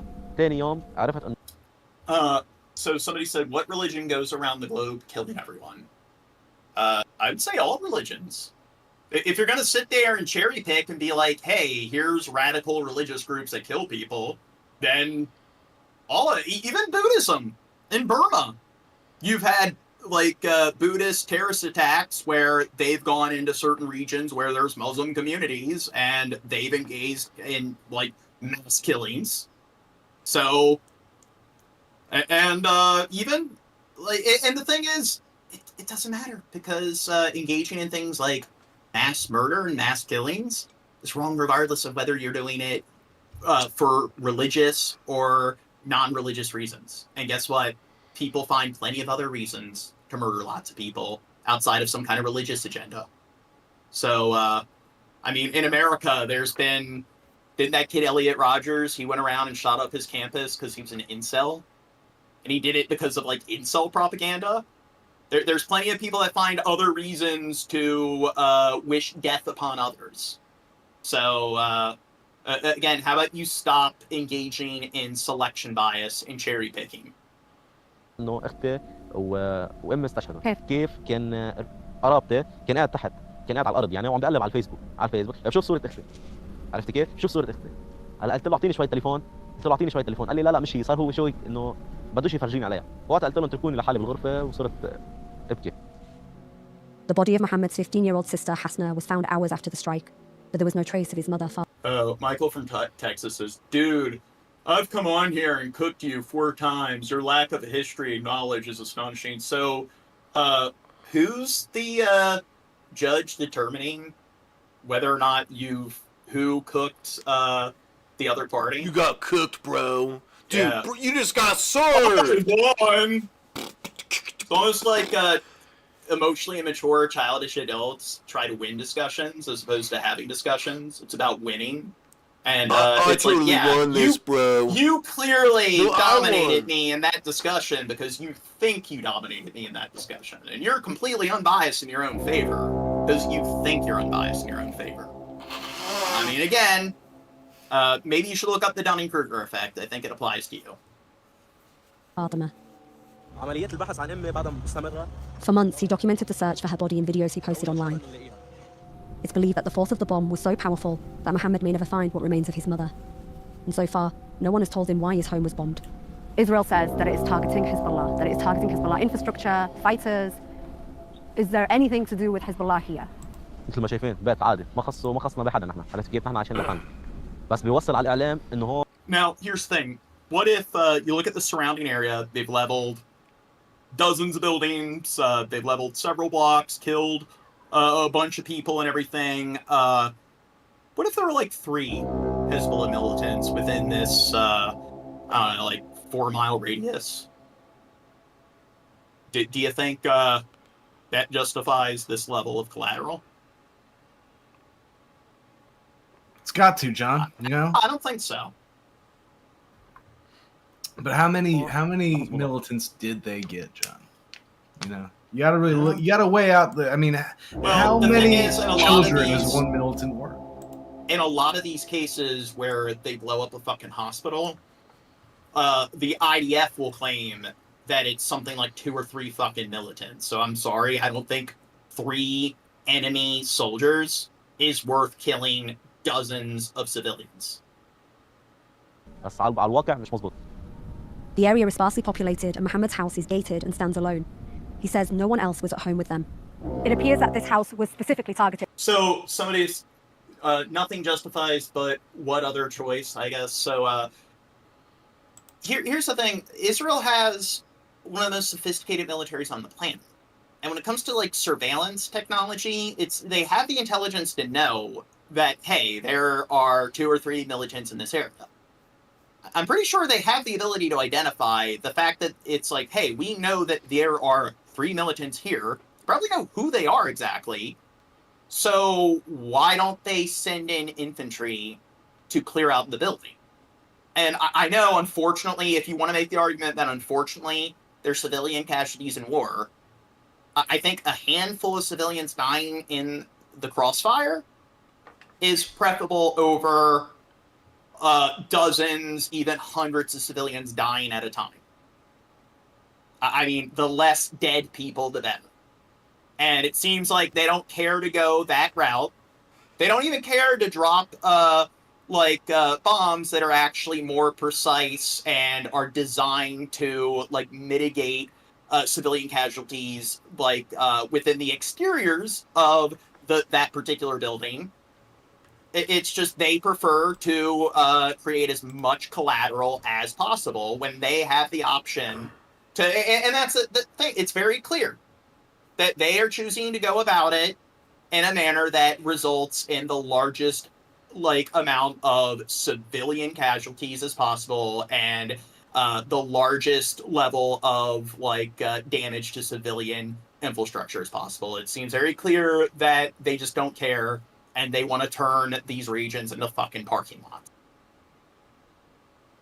Mohammed says that there were 2 missiles that hit this building on that side, which is now completely destroyed. There are still fragments left here of what we think is the bomb. We're going to gather the information from these fragments that we found, and we're going to give it to experts to find out exactly what bomb it was and where it was made. Airwars is a UK-based watchdog that investigates civilian casualties in war. And you can see, so this bit was completely destroyed. They worked with Armament Research Services, an organisation that specialises in munitions, to find out what happened to Mohammed. Pause, please. We found that. Tony Baloney in the chat, he says, you can whine and bitch about all you want, but that's the facts. Palestinians are weak. They have no power. Israel doesn't want them there, so they're going to remove them. Egyptians, Iranians, Jordanians will not absorb them for a reason, and no one really cares. LOL.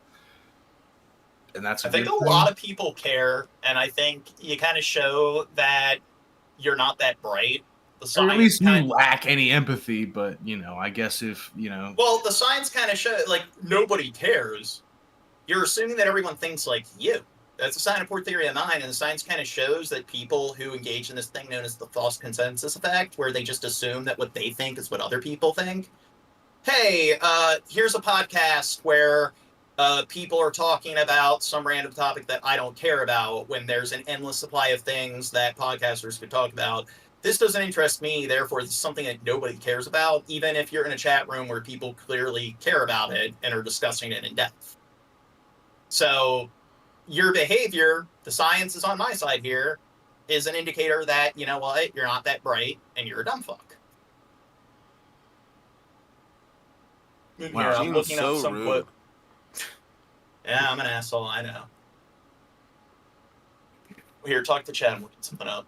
Yeah, who is talking? Talk to the chat and play the video as I begin to talk to the chat. We have evidence. Sorry. It's called a JDAM kit. So it's a kind of piece of material that Jane's a attaches little onto a specific special. munition and allows it to hit a very Hey, a particular little coordinate. So from that we know that there must have been spectrum. coordinates essentially Oh, plugged yeah, I'm into sure Shab's just perfectly efficient when he's multitasking. do that system in order for that bomb to have been dropped. So it's not a Jane, case you of can't kind of like, actually Just shut up and watch the video multitask. now. You can't dropping actually munitions. This has a multitask, coordinate Gene. attached. Most The people other thing that don't we know know- this, but I've researched this in depth. Oh, so you heard it from me? No.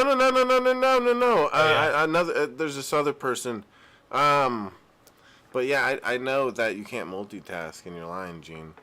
All right, so I want to stoop to your level, Tony Baloney in the chat. Yeah, who's talking to the UN? You're just a crybaby. Okay, well, I think you lack clearly empathy. crying. I think you're a fucking monster. If you don't give a shit that basically it's a genocide, and you say yourself they don't want them there, so they're going to remove them by any means fucking necessary, which is going to be bombs. So you don't give a fuck.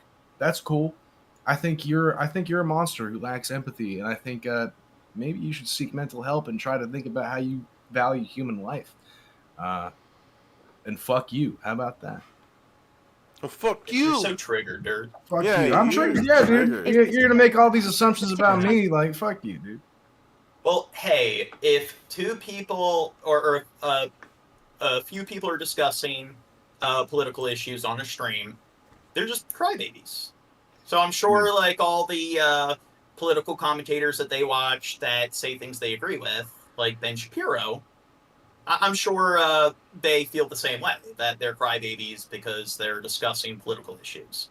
And if they're criticizing things they don't agree with, then it just automatically equals crying. So it's almost like using that logic, 100% of people that discuss politics are just crying. But logic, what's that? You know what I Might think? make right, and it's huh? supplied, as Might far as we know, makes by the You know what United I States. think? You're so fucking What's that? profound, dude. Might makes right. I think nobody cares about what Tony Baloney has to say. That's what I think. Nobody. Yeah, fair point. So this means that it's a huge weapon. They're used to hit tunnels underground. So the precision element was a JDAM, American-made. The bomb likely to be American-made. The aircraft that it was dropped from, American-made. So heavy US hand involved in this. This was... Okay, so here I gotta say this quote or whatever to stop going through my highlights, but it's from Lieutenant General David Deptola, who 36 years of experience in the Air Force, blah, blah, blah. So he's one of the world's leading pundits when it comes to just military strategy and so forth. And here he says, just look at the U.S. Practice, and 8% of all bombs dropped on Iraq were precision. And 99, there were 33% of the bombs dropped on Serbia were precision. Then in 02 and 03, we had 65% of all bombs were precision, guided for Afghanistan and Iraq. And in Libya in 2011, it was 100%. So, Israel has the means to utilize more precise guided munitions. However, it is very clear that they are choosing to use more antiquated military tech because they are clearly trying to create as much collateral as possible. But hey, I mean, some of the world's leading pundits on this particular subject, what do they know? a very targeted strike. Yes. From the imagery that you've seen, the evidence that you've collected, have you found any evidence of Hezbollah tunnels or connections to Hezbollah of this particular family? We have found no evidence based on our review of the online information environment around. They're saying, oh, but it costs more. So you're aware that they have stockpiles of these kind of munitions. So if they already have access to it, then they've already spent the money on it. And it costs you more. Like we're talking about one of the biggest militaries on the planet. They can afford to pick more precise ways of going about it, so they kill less civilians.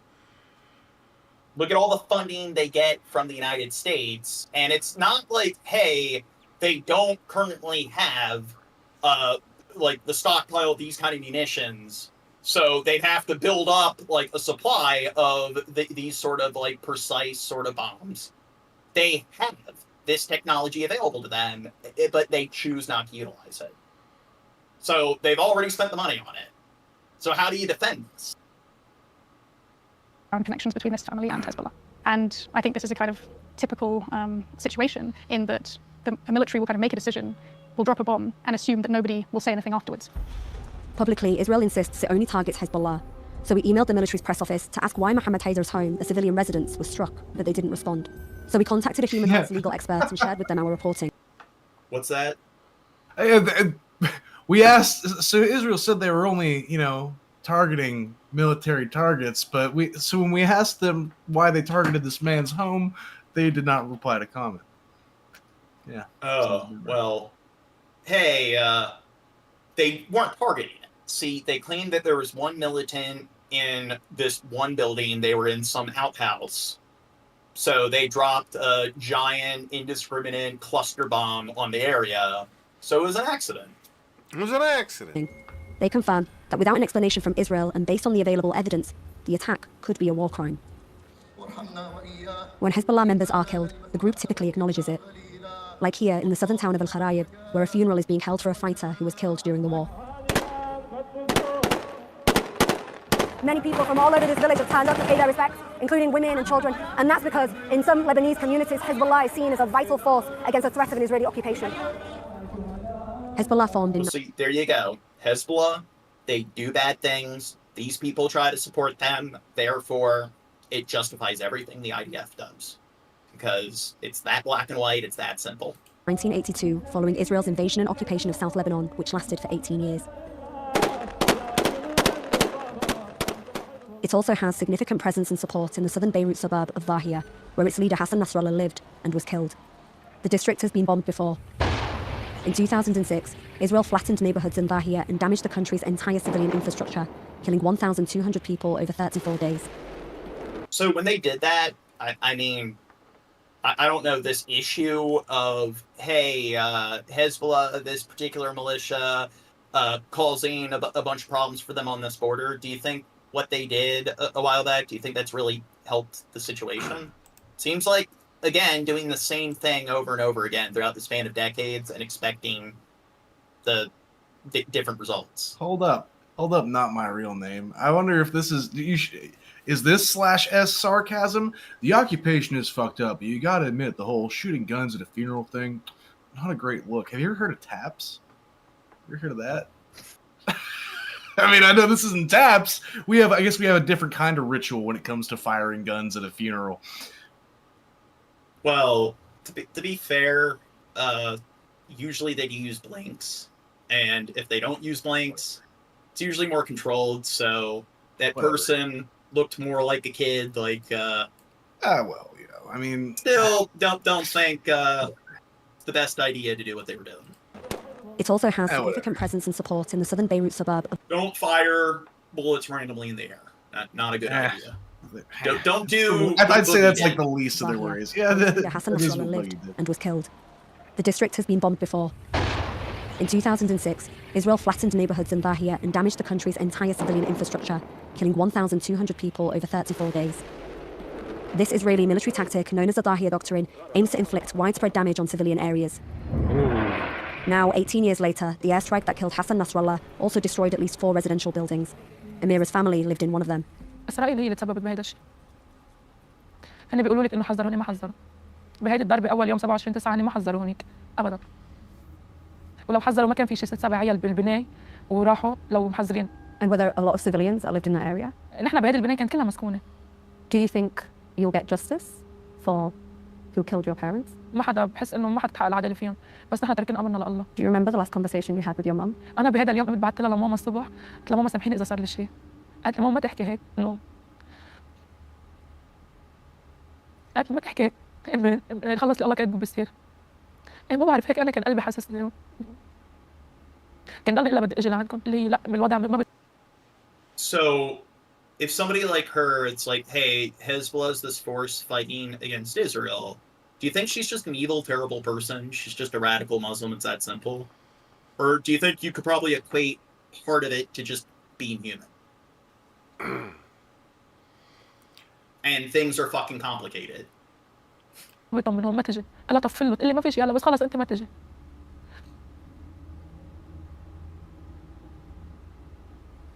وخيي قبل بيوم بالليل اجى لعندي لهون، كنت بدي اعطي اغراض بس ضليتني واقفه على البرندة عم بطلع عليه هيك لبطل بين على الطريق.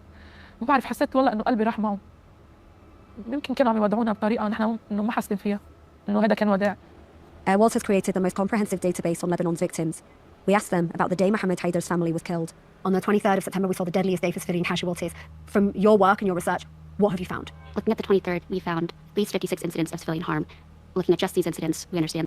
So, all of these like international aid organizations and like the UN, when they evaluate this and determine that war crimes are being committed, that they clearly are bombing indiscriminately, that there's so many areas where it's just they're bombing some like refugee like tent city where there are no signs that there are any militants there. Do you think all of these international aid organizations are just lying?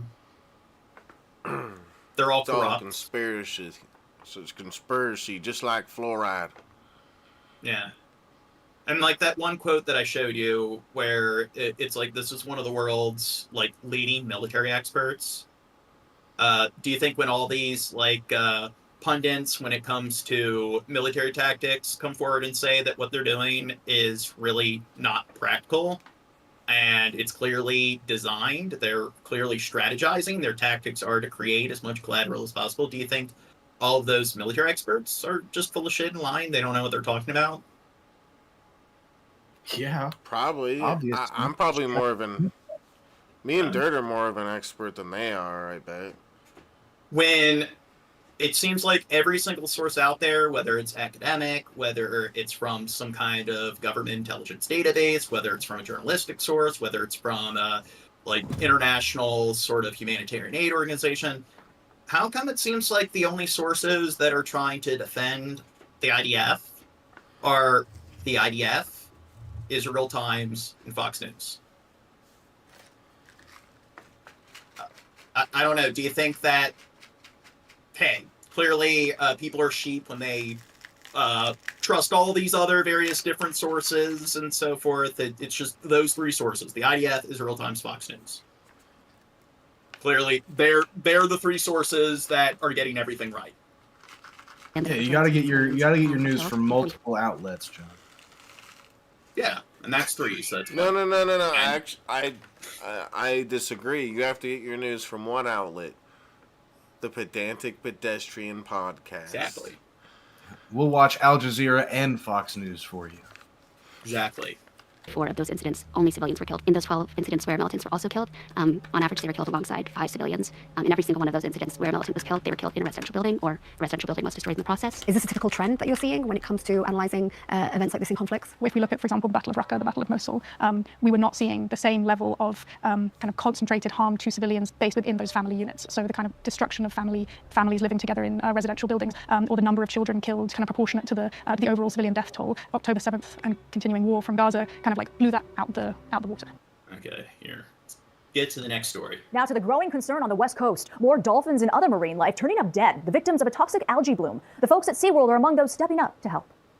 Experts are sounding the alarm over hundreds of marine animals dying on California's southern coast, poisoned by a toxic algae bloom. Yes, these levels are alarming. Researchers say they've recovered more than 50 dead or dying dolphins in Los Angeles County in the last week. 16 dead dolphins found in San Diego on Sunday. No, it's like the marine mammals. They're dealing with their own, like, COVID pandemic. SeaWorld in San Diego now getting about 100 calls and emails per day for animal rescues. It's the worst we've ever seen here in Southern California. It's unprecedented. The toxic algae bloom produces an acid which can cause animals to become aggressive. So, if there's some kind of runoff contamination that's making this algae more hazardous than it should be, do you think that's just fake news and all of these, pundits in this area don't know what they're talking about because climate change is a myth? It's all the plastic in the ocean.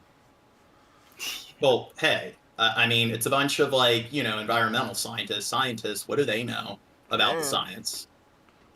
Clearly, it's the big corporations that benefit from the lack of regulation. Clearly, they're the ones that are more likely to be honest because they have nothing to gain.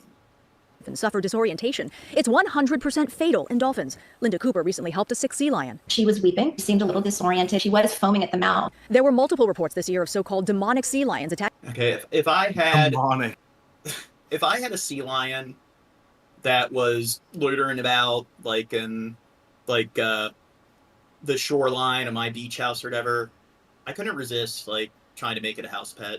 What if it was demonic?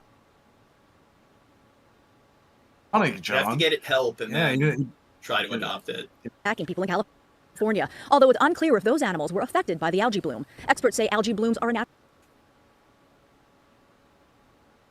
Oh, there we go. Sort of put on steroids by the things that we're doing, like climate change, which causes. Oh God! And acidification, and of course, kind of lagging a bit.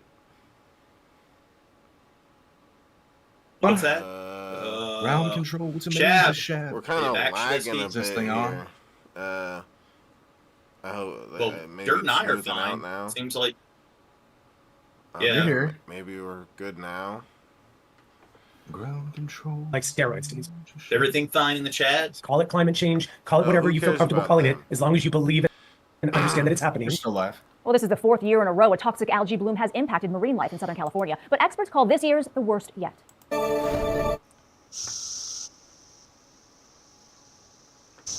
God, so in Maryland, we deal with like cicada season every 16, 17 years. Yeah. And they're fucking everywhere once they hatch. Would you eat one, Gene? Well, it's usually a lot more annoying.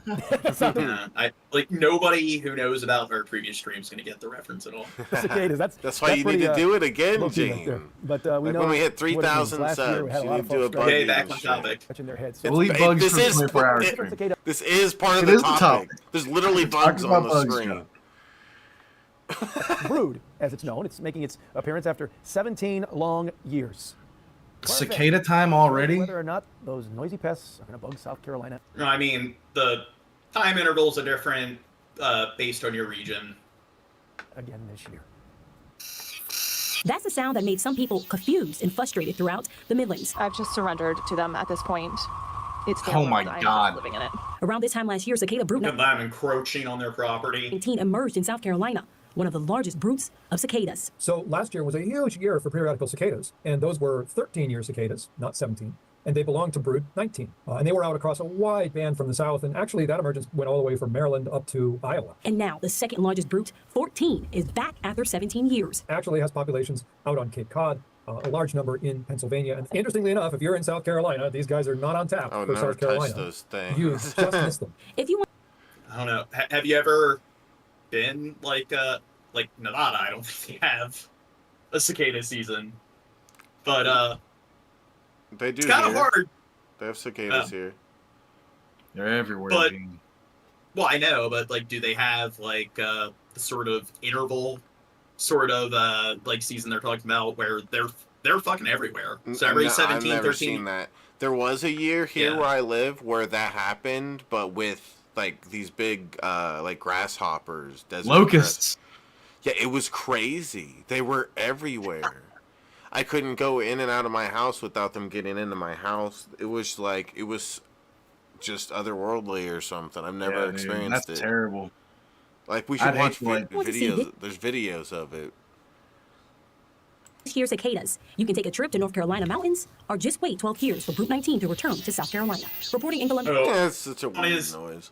My little cousin, last time it happened, she thought that the ones that were stuck together because they were mating, she thought that she found a bunch of like conjoined cicadas.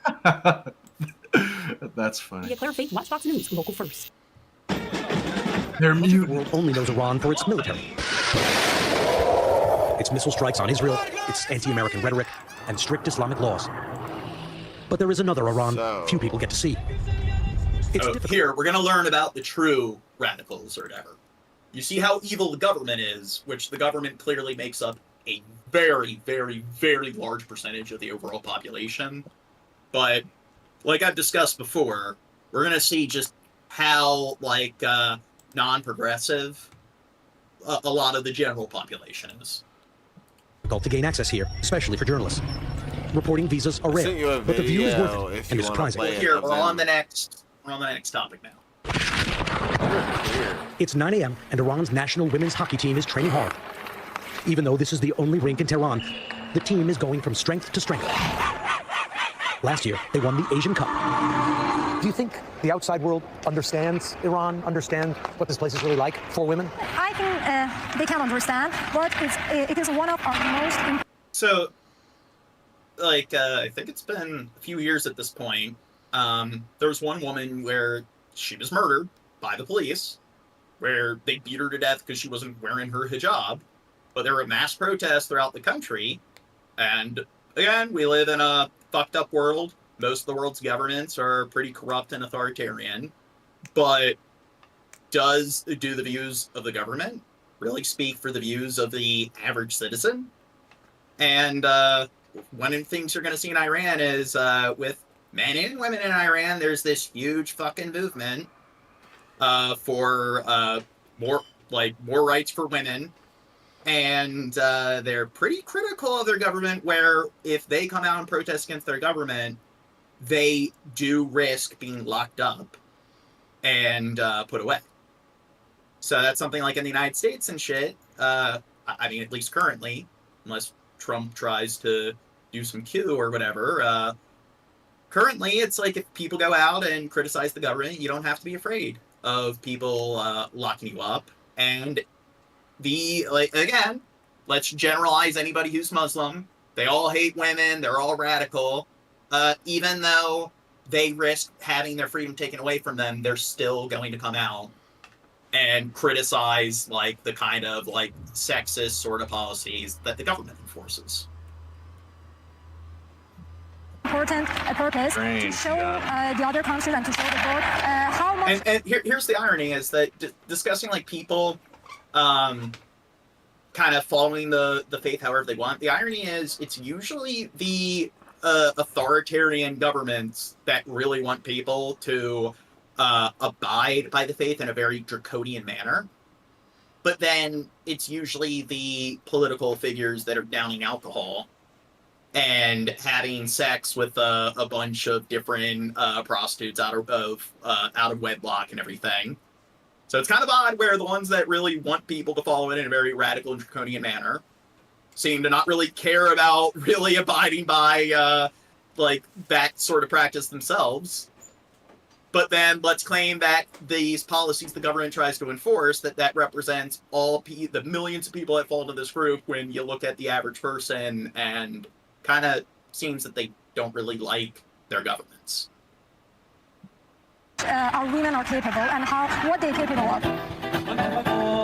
Iranians are far more multidimensional than how they're generally portrayed. And change is happening. Multidimensional, man? Women increasingly dare not to wear Islamic headdress or hijab. It's how many dimensions do you think, John? What's that? How many? Iranians are multidimensional, dude. Did you know that? How many dimensions do you think they can transcend? Now, if you interviewed all the people here, like, chances are all of them would claim that they wish death upon America, clearly. Don't you think it's that black and white and that simple? So many women are doing it, the government is not multidimensional at all. Doing little to stop it, at least for now. It's happening in rich and poor neighborhoods across the country. And it didn't come easily. Women protested and faced police violence until authorities relented. Iranians are seizing more personal freedoms, whether those in charge like it or not. And they're pinning their hopes that a deal with the United States on Iran's nuclear program could mean the end to sanctions that have kept Iran isolated and its economy in a prison. The Azadi Innovation Factory is known as Iran's Silicon Valley. It's full of young entrepreneurs who are working on everything from AI and fintech to web design. But for now, it's mostly just for the internal market, making it nearly impossible for startups to gain any traction. But that doesn't mean they're not trying. What is it like living in a box? It's really difficult to work in this situation. But if we get outside the box, we can also, have a bright future ahead of us. What about relations with the United States, relations with Europe? What most people think of Iran, they think everyone hates the U.S., everyone hates the West. Well, I can assure you and I can guarantee that it's completely Do you think this is fake news? wrong. I'm an ordinary person and we have no problem with people in other countries. We would actually love to see them as, guests, as tourists here. Iranians are proudly confident that if given a chance, this country will thrive. Even Iran's Islamic revolutionary government is showing more flexibility within limits. Here's the thing. So notice how they don't have a lot of their buildings that are toppled over. They don't have a bunch of civilians that are dying and stuff. So they have this sort of middle class. They have people investing in all these different trades and generating this thing known as an economy. Women's hockey. Well, the thing is, maybe one of the reasons why they have women's hockey is because since they actually have an economy that the government could potentially lose because they have stability, it's almost like you start to see this natural sort of transition where even though the governments are corrupt and authoritarian, they know that, there's more to lose if they just go about things in a completely radical manner. If they start locking up too many people or whatever, then they're going to lose their more white-collar middle class. And it seems like the more, diversity you have with the job market, education, and so forth, a greater level of, economic stability you have, it seems like, things like more checks and balances start to naturally come into place. And I think something different with Iran, even though I don't agree with what their government's doing, is, and some of it's happenstance, they happen to be kind of in a different part of the Middle East where there's less bombs being dropped left and right. But it seems like because they have a lot less blocks and streets and districts that are just being turned into rubble, Seems like, I don't know, there's more stability. Was allowed into Parliament, generally off limits to foreigners, let alone an American journalist. People can do things like invest in women's hockey or invest in like some kind of IT work instead of the only organization in town that's offering any sort of job is this particular like Houthi rebel group or Hamas group. Seems like when people have more things to do, it doesn't become some totalitarian sort of like gang state. I met Ibrahim Rezai, a member of Iran's National Security Committee, who said Iran doesn't want a nuclear weapon and is open to allowing inspectors. What is Iran hoping to get out of these negotiations? Our main demand is the lifting of all sanctions, he said. How far do you want to push this? We are ready for American investment in Iran. Our president has announced it, and we are ready now, he said. But I wondered if Iran's new openness will last, and why it's happening. Militarily, Iran has lost some of its most powerful allies. Hamas in Gaza, Hezbollah in Lebanon, and the Syrian regime of Bashar al-Assad have all been either badly beaten or destroyed. Iran seems to be at a crossroads, and you can feel it in Tehran, where Iranians are pushing the boundaries.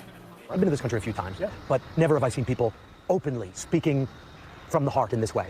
What happened? What changed?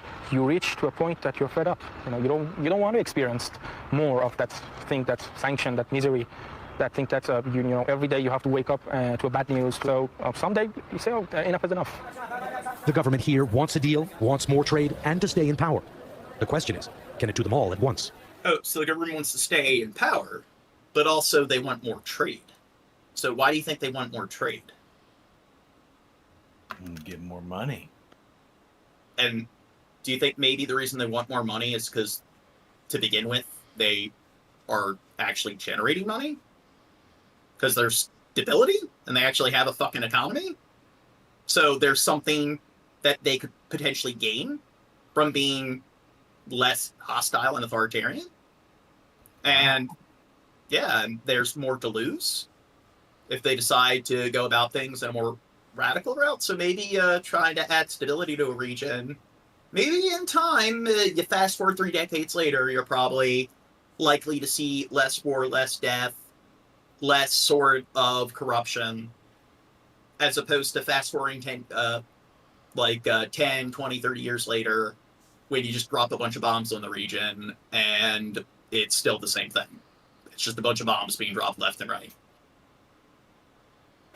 Richard Engel, NBC News, Tehran. Thanks for watching. Stay updated about breaking news. Now, India's defence minister has warned there will be a loud and clear response to the killings of more than 20 of its citizens in Indian-administered Kashmir. There's been no official confirmation yet on who carried out the attack in the picturesque tourist town of Pahalgam, but some media reports say a group linked to Pakistan-based organisation Lashkar-e-Toiba has claimed responsibility. Well, Delhi has now closed its main border crossing with Pakistan in response to the attack. Kashmir is claimed by both India and Pakistan in full and has seen a decades-long insurgency against Indian rule that is... So, I don't know what proof or evidence they have to really tie this to Pakistan. They're trying to claim that, hey, this terrorist group, the Pakistani government has supported them. So there's 20-something deaths. But the thing is, do you think maybe in a part of the, Pakistan has 200-something million people and India has 1.4 billion people. Do you think maybe going to war over something like this is maybe a bit excessive? Going to war over anything is right, Gene, in my mind. Yeah. Claimed tens of thousands of lives. Our Southeast Asia correspondent, Yuki Telemai, has reached the area and spoken to survivors. Some of you may find the images distressing. Kashmir's famed beauty that draws masses of visitors to it is today the backdrop for some of the worst violence it's witnessed in the past 2 decades. These are the moments when gunmen opened fire at tourists in Pahalgam's meadows. Footage verified by the BBC. Dozens were killed. This photo has become a defining image. Himanshi Narwal's red bangles identify her as a new bride. The gunman said, "My husband doesn't look like a Muslim," and then he shot her, she's heard saying in this video, suggesting that some of the victims were targeted on the basis of their religion. Married less than a week ago, her husband was 26, a naval officer. So, can you give me a little history lesson on the origins of Pakistan and India? How those two countries came to be? No, I couldn't. So, post-World War II, Pakistan and India were kind of just both part of, I guess, British India. And I believe initially they were going to call Pakistan West India. But after World War II, you had the British Mandate. And because Britain had colonized like a third, a fourth of the globe, and not just Britain, but a lot of the other colonial powers, they did this thing known as carving out a bunch of really unnatural borders and forcing large amounts of people in these different groups to relocate pretty quickly, not giving them enough time. They clearly didn't organize things properly, and it caused a lot of fucking problems globally. I mean, I believe that there's this other British mandate in this part of the globe. I don't know if you've heard of it, like Israel, Palestine, where they carved out a bunch of unnatural borders and forced large amounts of people to give up their land and relocate. So, India and Pakistan, I think it was like in 1946, like World War II, 1945 is when it ended. They established, they carved out Pakistan for the Muslim minority, and then India was supposed to be more secular, but it had a Hinduist majority. However, lots of violence broke out because people weren't really given a lot of time to move and like sell their land and gather their properties, so forth. So it was one of the largest mass migrations in all of human history. Lots of bad shit happened, and it created a lot of friction between Pakistan and India. And then you have Kashmir, which is an Indian province that borders Pakistan, that I believe has the largest percentage of Muslims living within India. And there's been a lot of tension throughout the latter half of the 20th century and throughout the 21st century over that strip of land. And I believe they've had 2 wars so far throughout the post World War II. So shortly after World War II, there was the I think it was just the Pakistani Kashmir War. So they went to war over that little strip of land, and I do think it ended pretty quick. It didn't last that long, and I do think that like there were only like 1,000 casualties, which, I mean, 1,000 people dying, that's pretty bad, but in terms of 2 large, fucking heavily populated countries with large militaries fighting each other, I guess it could have been a lot fucking worse. But then I think in the 70s, it became part of the Cold War. And do you know which country supported Pakistan compared to which country supported India? Guess was it the Soviets supported who, and the U.S. supported who? Yes. I think U.S. supported Pakistan. Yep. U.S., Pakistan, China supported India, and then another. It was. Dirt only knew that because I told him. Yeah, exactly. I cheated off of his study notes. Yeah, he's a dick. Now, Prime Minister Modi, he was part of this group known as the RSS. Do you know what the RSS is? Nope. They're this Hinduist supremacist group. They've done a lot of really bad things. And his current party, what is it, the RJB, I think, or the RPG, I don't know. But his current political party that he supports has ties with the RSS, and it pretty much is kind of like it's splintered off from that. It would almost be like if the Republican Party kind of branched off of some white supremacist party or something. Which, to be fair, I'm not saying that happened, but it would be as if, that parallel. But, do you know which group was responsible for assassinating Gandhi? And there's a lot to criticize Gandhi for, so I'm not going to pretend that Gandhi was a saint. But the RSS... Was it? Oh.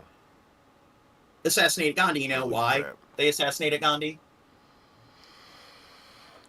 To destabilize the region and instill their own puppet. No. It's because they had religious disagreements with him. They did not like that Gandhi wanted a unified India. He did not want the territories divided, and he wanted all of the religious groups to like live together as like one nation in one nation.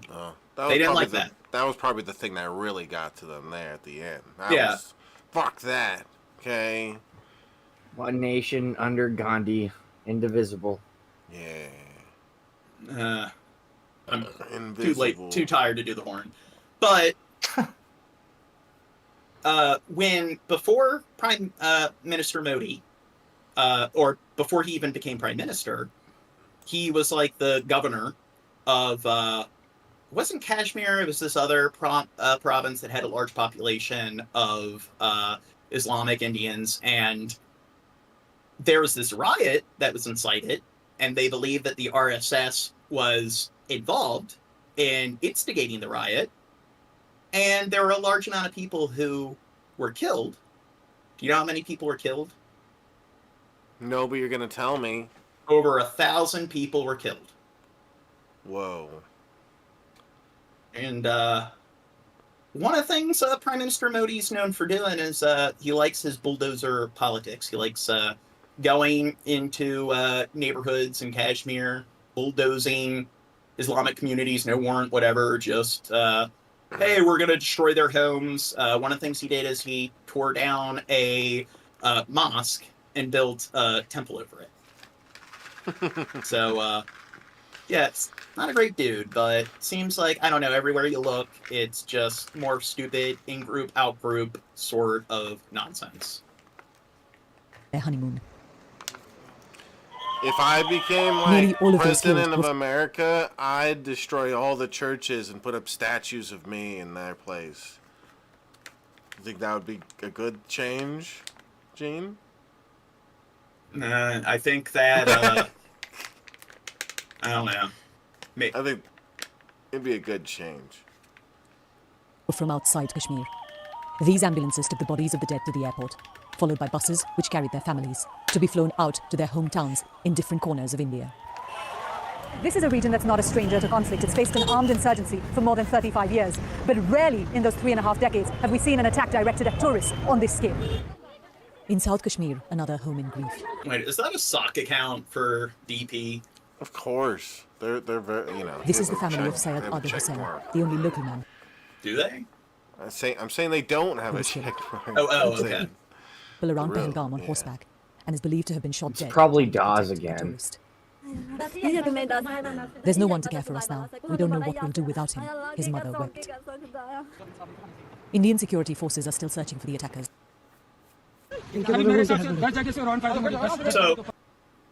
So Modi's beating the war drums, going to war with Pakistan, but do you think it's because he really feels like justice needs to be solved over the death of 20-something civilians, or do you think that he just wants to use it as an excuse to go to war?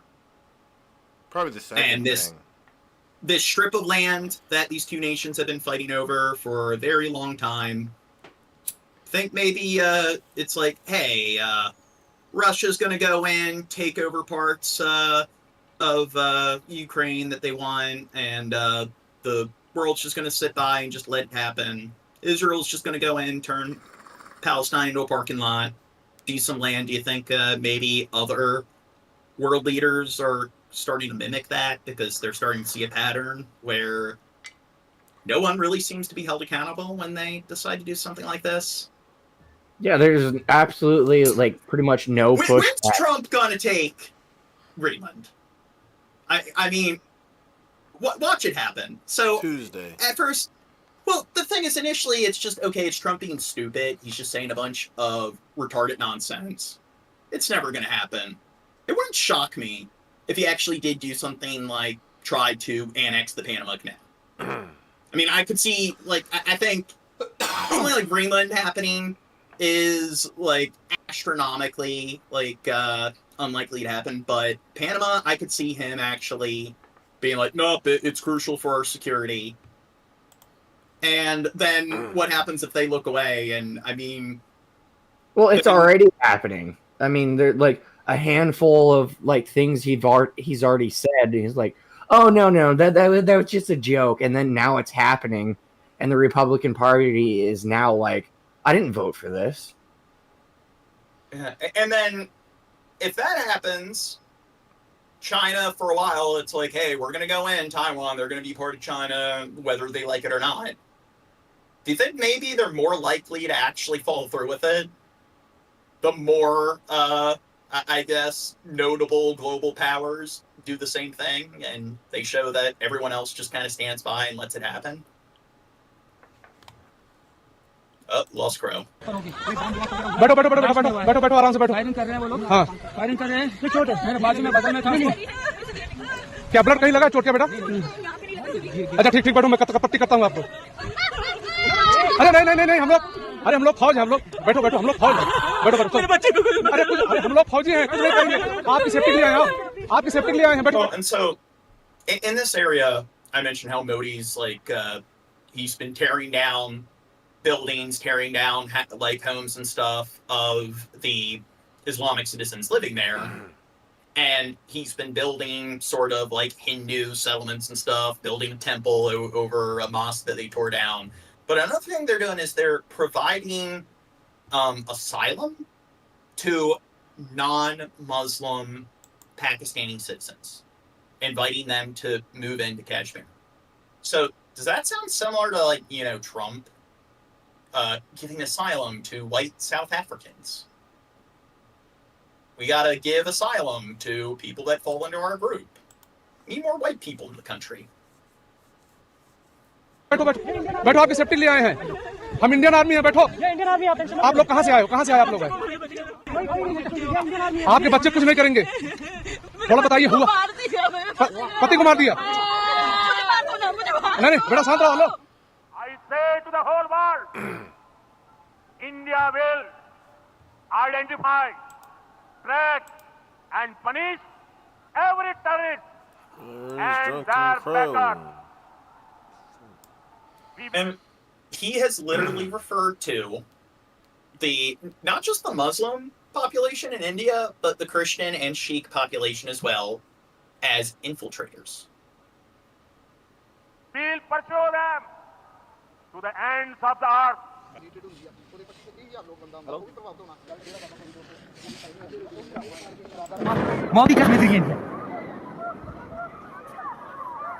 Recognizing the seriousness of this terrorist attack, the CCS decided upon the... So, if war does break out, one thing that's concerning is that in modern warfare, usually if one side doesn't steamroll the other side very quickly, they are able to grab the land and blitzkrieg the other side right away. Then things end up regressing to something else. You know what that is? A war of attrition. So then it's like what we're seeing in Ukraine, or what you saw in Syria, like the Battle of Aleppo. It starts to turn into this like trench style sort of gridlock where victory is measured in inches. Now, when Russia invaded Ukraine, people thought, well, hey, Russia, look at their military strength. They're ranked as, in terms of their military equipment and stuff, they have the second strongest military. Ukraine, I don't think Ukraine was even in the top 20 at the time. So clearly they're going to go in and they're going to steamroll Ukraine, and they didn't do that. And now they've been stuck in this stalemate for a few years now. Drunken Crow, get back in here. Okay, Shad. Sorry. I don't think that's important enough to interrupt what I'm saying here.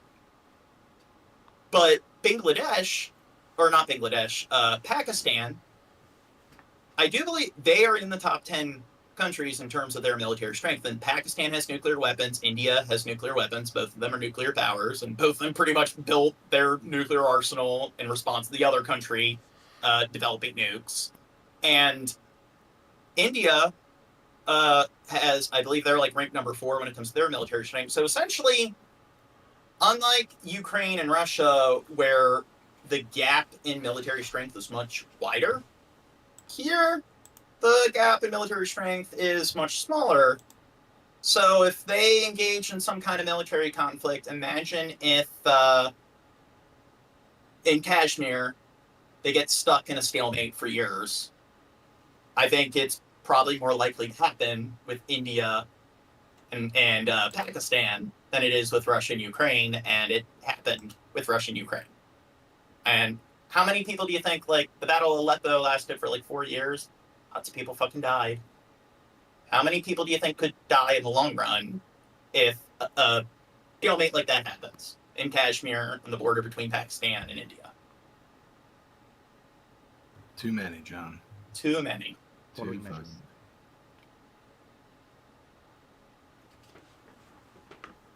Is this silent? Yeah, it's just quiet. Next video. The UN has called on India and Pakistan to exercise maximum restraints as each side threatens the other. We have gone over every topic so far, so I think once we get through all the videos related to India and Pakistan, we can call it a night, because it is a weeknight, and it's 3:30 a.m. And then I got plenty of other videos left over, so I'll try to do another stream. You've had enough of in the wake of us. Tuesday's attack in disputed Exactly. Kashmir. Police say they've identified He 3 hates us, Muslims in guys. Pakistan who they think It's were about the responsible minimum for you the could murders of expect from a 26 Indian PPP. tourists. Delhi has since suspended a water-sharing treaty with Pakistan, and they've closed the main land border between the two countries. Well, we've got coverage from both sides. Ranade Mukherjee is in Delhi and Azadeh Mashiri is in Islamabad. Azadeh, there are real fears of an escalation here. You've been speaking to the Defence Minister of Pakistan. Tell us what he said. Well, the Pakistani government's position is clear. They reject any allegations that Pakistan was involved in this attack. In fact, in a largely symbolic move today, the Senate passed a resolution rejecting those allegations, calling it a campaign by India, and also condemning the unilateral suspension of the war. So, I guess you can speculate. Was Pakistan, was their government involved in supporting this sort of terrorist group? But I think if you want to go to war, they probably need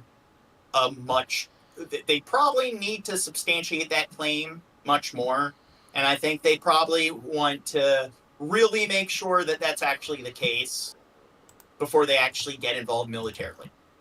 Especially since, I mean, it sucks that 20-something people died, but it's like we're talking about an area where there's close to 2 billion people.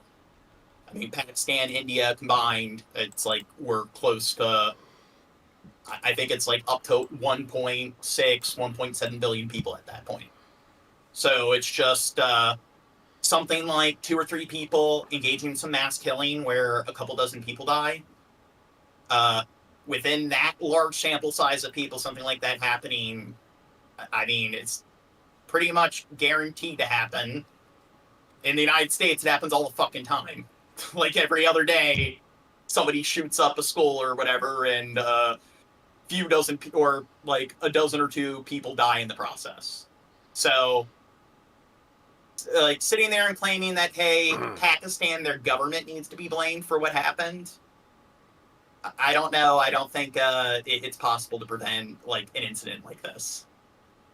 Water treaty, it says that that move is unlawful. Now, when we asked the Pakistani defense minister about this, he said that Pakistan could not take it lying down. This treaty has been in place since 1960, and it governs the Indus River sharing system, the sharing of that water system, and it guarantees the water flow from 3 western rivers to Pakistan. Oh, so yeah, the Indus Water Treaty, something that they've actually, throughout all their other wars, they've been able to actually follow through with the treaty and stick to it. But Modi's doing something a bit unique compared to the last 2 military conflicts they've had with Pakistan, where showing signs that he's actually going to go against the treaty. And I wasn't paying attention. I don't know if they mentioned it, but I believe that it's like 60% of their fresh water they get from they rely on that particular dam or whatever. So they're claiming that he might shut off that source of fresh water to Pakistan that they're heavily relying on. And does that sound kind of similar to something like, I don't know, Israel cutting off water and electricity to Palestine? And so we asked the defense minister how Pakistan views any move to halt or divert the flow of water from the Indus River, and this is what he said. It will be a declaration of war. You are actually depriving us of water, which is our right, which was acknowledged by India, as it is written in that treaty. We want that treaty to stay alive. Now, India accuses Pakistan of being indirectly Now, I don't know how much Pakistan's affected by this, but the Soviet Union, one of the things they did, you can blame Stalin for this, is they built all these canals that diverted water from the Aral Sea, which ended up draining the Aral Sea, which was the fourth largest body of water. And it's caused significant issues throughout the Central East and the Middle East, where there's this major freshwater shortage to actually irrigate their crops, because throughout pretty much all of human history, they've relied on all the rivers that flow from the Aral Sea to grow their crops. So it relies on them, the rivers or the water that's still left from the rivers that are functioning to some extent. They have to divert more and more water away from those rivers, creating more canals in order to get the water that they need. So not only has the Aral Sea pretty much almost completely dried up, but a lot of the rivers are starting to dry up as well. So it's estimated that there's going to be a really significant problem in the upcoming decades, especially in countries like Uzbekistan, Kyrgyzstan, Turkmenistan, and so forth, over water rights. And whether or not, even though, hey, this source of fresh water, even though it's in your borders as opposed to our borders, there's a limited amount of water on the planet. So how much of a right do individual people or countries have to this limited global resource? And I'm guessing, I know Afghanistan's affected and stuff, but Pakistan's probably also affected by this. And they rely heavily on,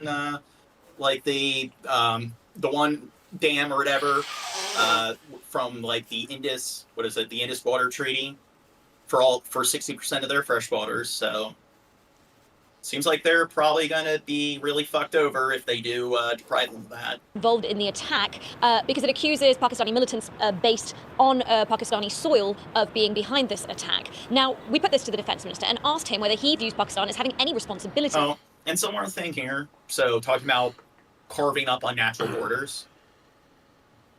One of the things Stalin did is that those countries in the Central East that border the Aral Sea, he purposely drew up the borders to carve up lines between all the different ethnic groups, knowing that if they did try to secede from the Soviet Union, it would create as many problems for them as possible.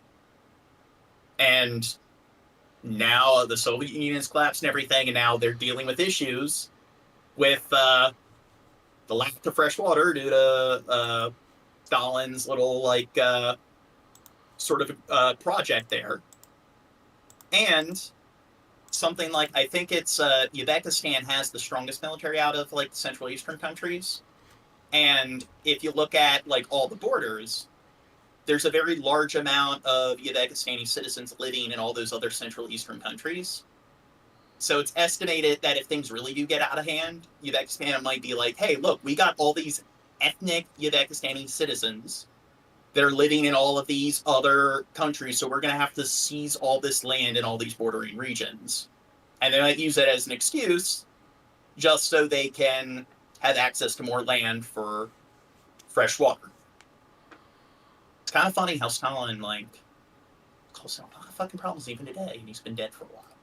To monitor or contain militants on its soil, especially given the history of attacks by militant groups operating in Pakistan and then also operating in Indian-administered Kashmir. Am I pronouncing it incorrectly? He denied, despite U.S. intelligence or Indian intelligence to the country, that any of these groups operate today. I think, right? They are redundant, and they are Am I omitting the Z? What does redundant mean? Redundant means that they are inactive. They have become extinct. But do you therefore think that any sort of U.S. bounties that are on anyone's heads, or someone like Hafiz Saeed, you believe that these are just outdated? Is that what you're saying? They are outdated. They are part of the US archives. should get rid of it. Yeah, they are part of the archives now. Now, the stakes are high. India and Pakistan both claim all of Kashmir, and they fought 2 wars in a limited conflict over it. And the last time we got to a point where there were Indian air...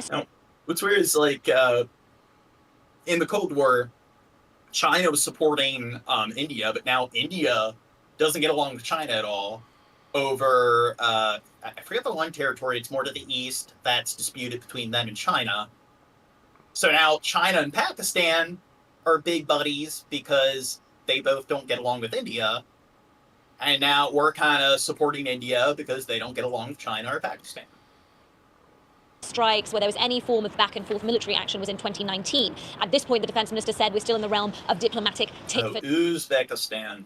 Okay. tat, but the possibility of that escalation is there. As he said, he views, and Pakistan views any action when it comes to this treaty as a declaration of war and will be monitoring what's happening with that water flow very.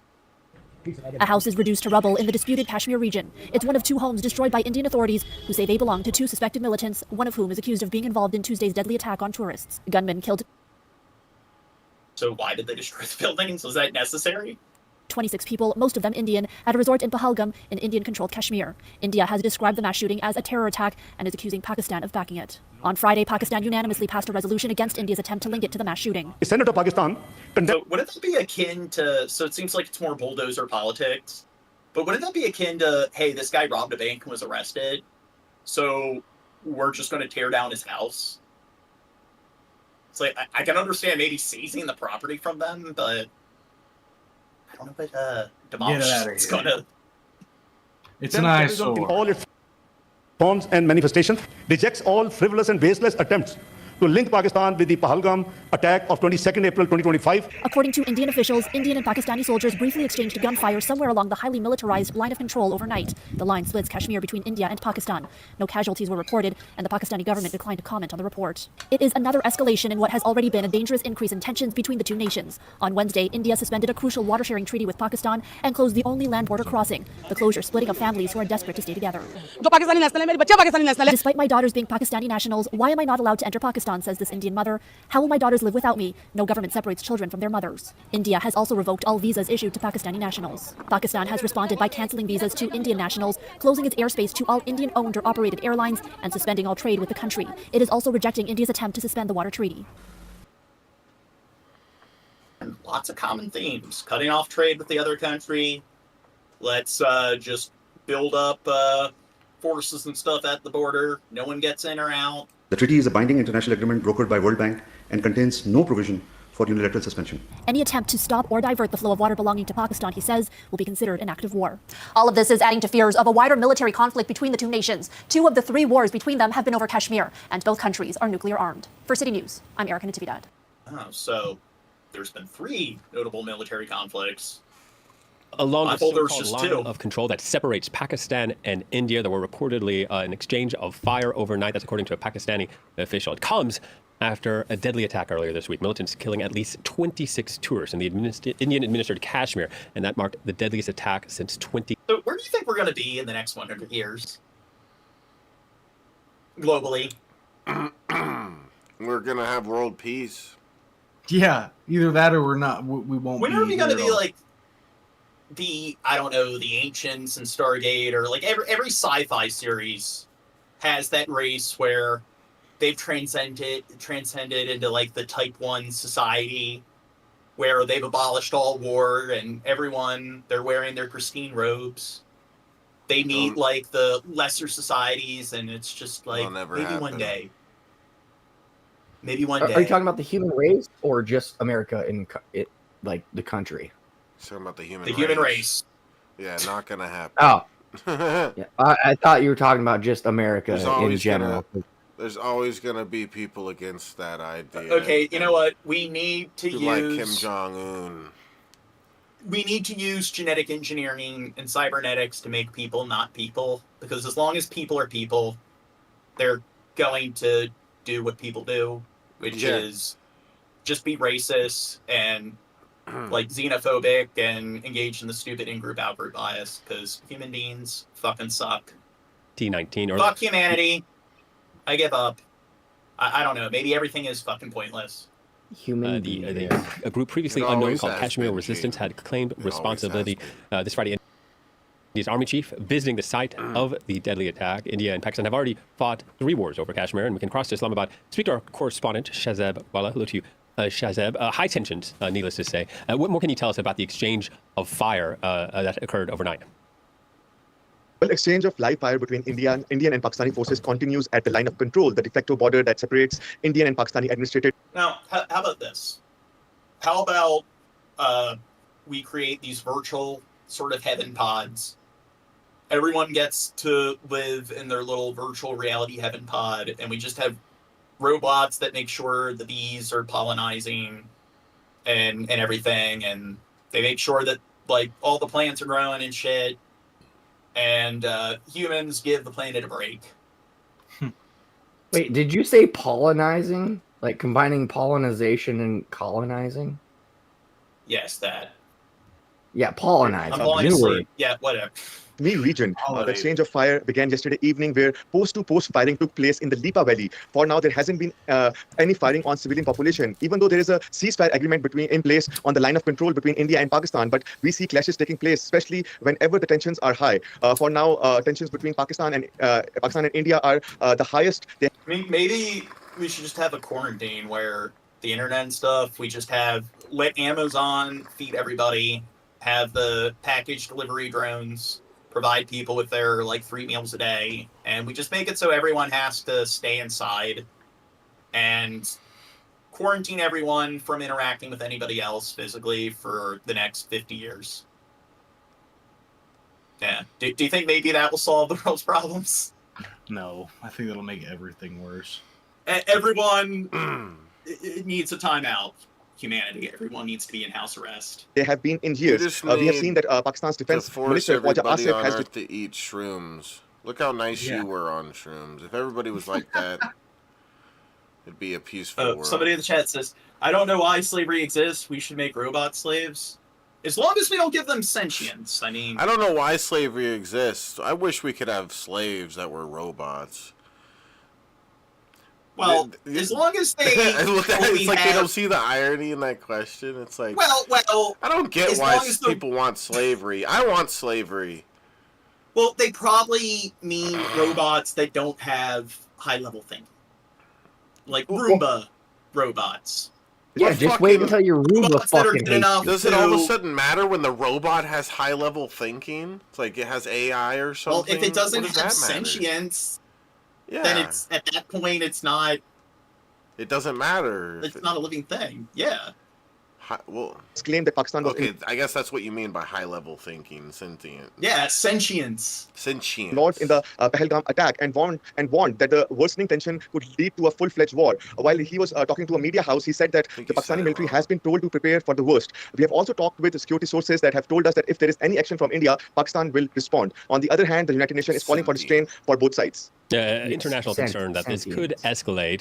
So far, though, we've seen tit-for-tat retaliatory measures, most notably the suspension of a water-sharing treaty. What more can you tell us about that? Well, the relationship between Pakistan... So, if they do go to war, like I said, like I know the last two times they went to war, at least over Kashmir, they lasted, I think... I know the first time it lasted for a year. I think the second time it only lasted for a few months.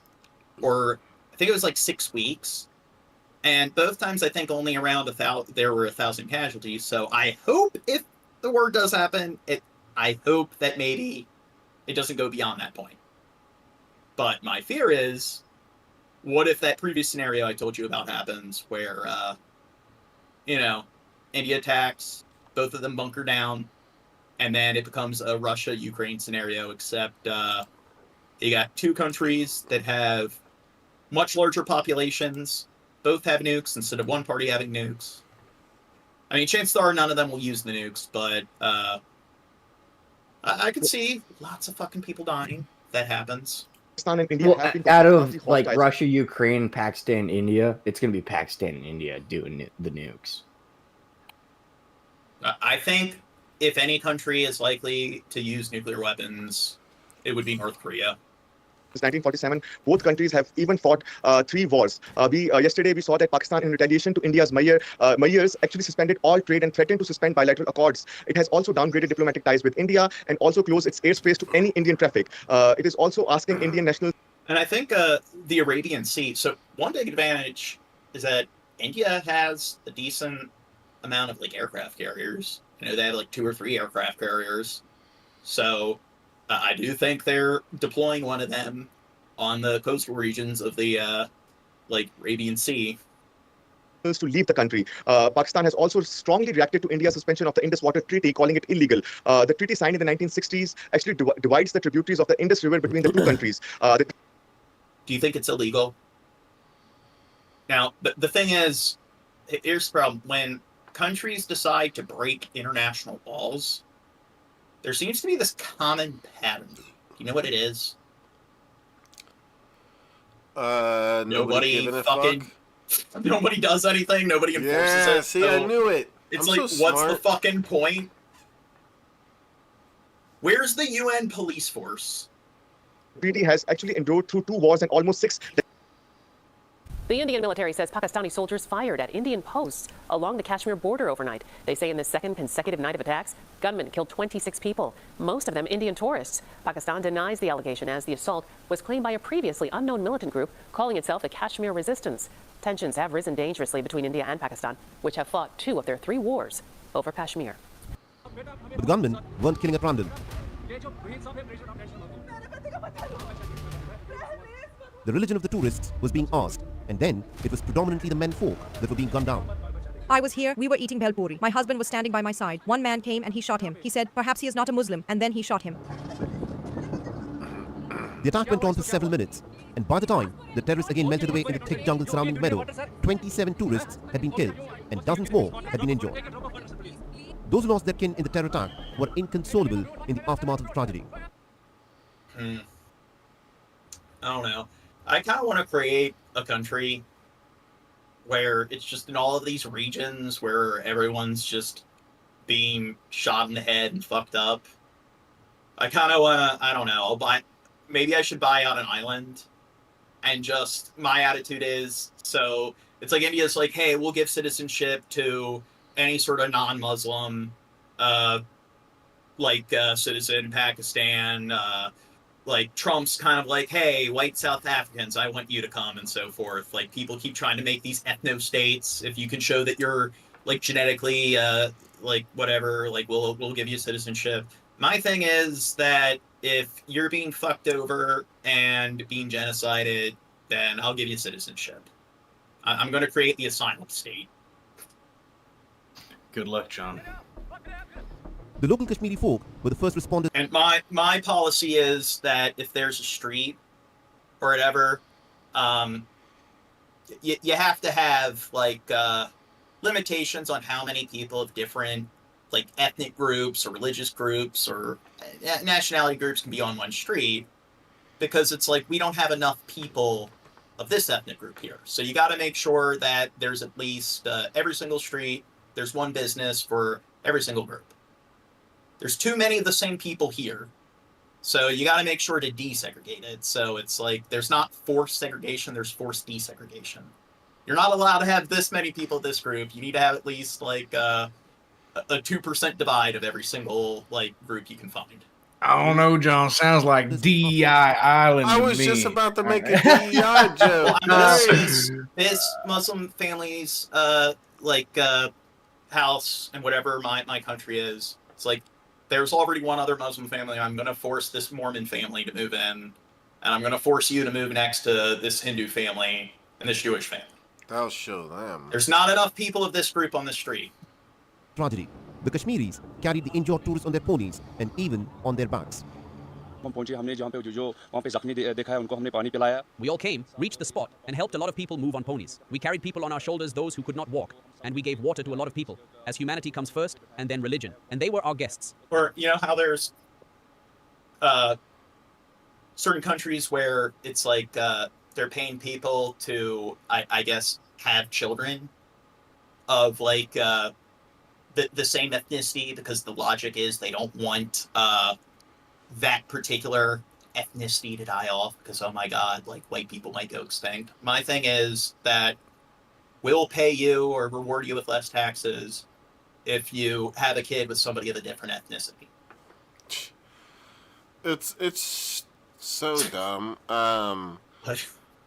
Like we need to worry less about race because it's just something that's insignificant. The more people focus and obsess over race, the more they show that they're racist, whether it be Just like force everybody like to bleach their skin so that way everybody has the same skin tone. Everyone should have their skin dyed Get rid of all purple. races. Make it so everyone has like Benelego. Or maybe create this giant satellite sort of like reflection sort of apparatus and make it so you give everyone on the planet severe sunburns. So everyone's a burn victim, No. so you can't tell the Everyone difference should just between... be blind. If everyone was blind, nobody would care. Like in that It'd Apple be a show, beautiful world.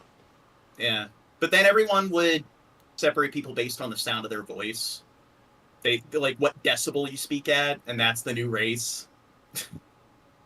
The people of like, I don't know, the nth octave. And it was our duty to help them, Those people and our are livelihoods scary. depend on them. When we saw them, we asked them not to panic, and we carried them on our shoulders to the hospital. All the injured were rushed to the nearby hospitals for medical help. Shut Based on up, eyewitness Bill accounts, Hicks. Bill Hicks the is security mean to agencies me. released sketches of the attackers Bill Hicks saying stuff with their names. The security agencies then swung into action. He's mean. A massive manhunt has been launched to capture the perpetrators of this gruesome terror attack. Here's the thing. I do think I've discussed all the subjects in great detail. And how much time have we gone? Close to 3 hours. It is a work night. I got to get to bed. I'm sorry for missing the stream Saturday or whatever. It's all Shep's fault. But I will try to do another stream tonight. And those my mods and stuff who keep getting mad at me for missing streams, I guess maybe annoy me more in Discord. Spam my DMs, are you streaming? Give me the motivation to do it. I'm going to blame other people, put the responsibility on others. But for those of you who are new, try to do one stream a week, usually on Saturday or Sunday. But gotta get to bed, and I'm fracturing. So all I can do is make jokes about bleaching people's skin. And the buttholes. subscribe button, guys. Watch us All right. more. We love everybody equally and hate everybody equally. All right, peace out.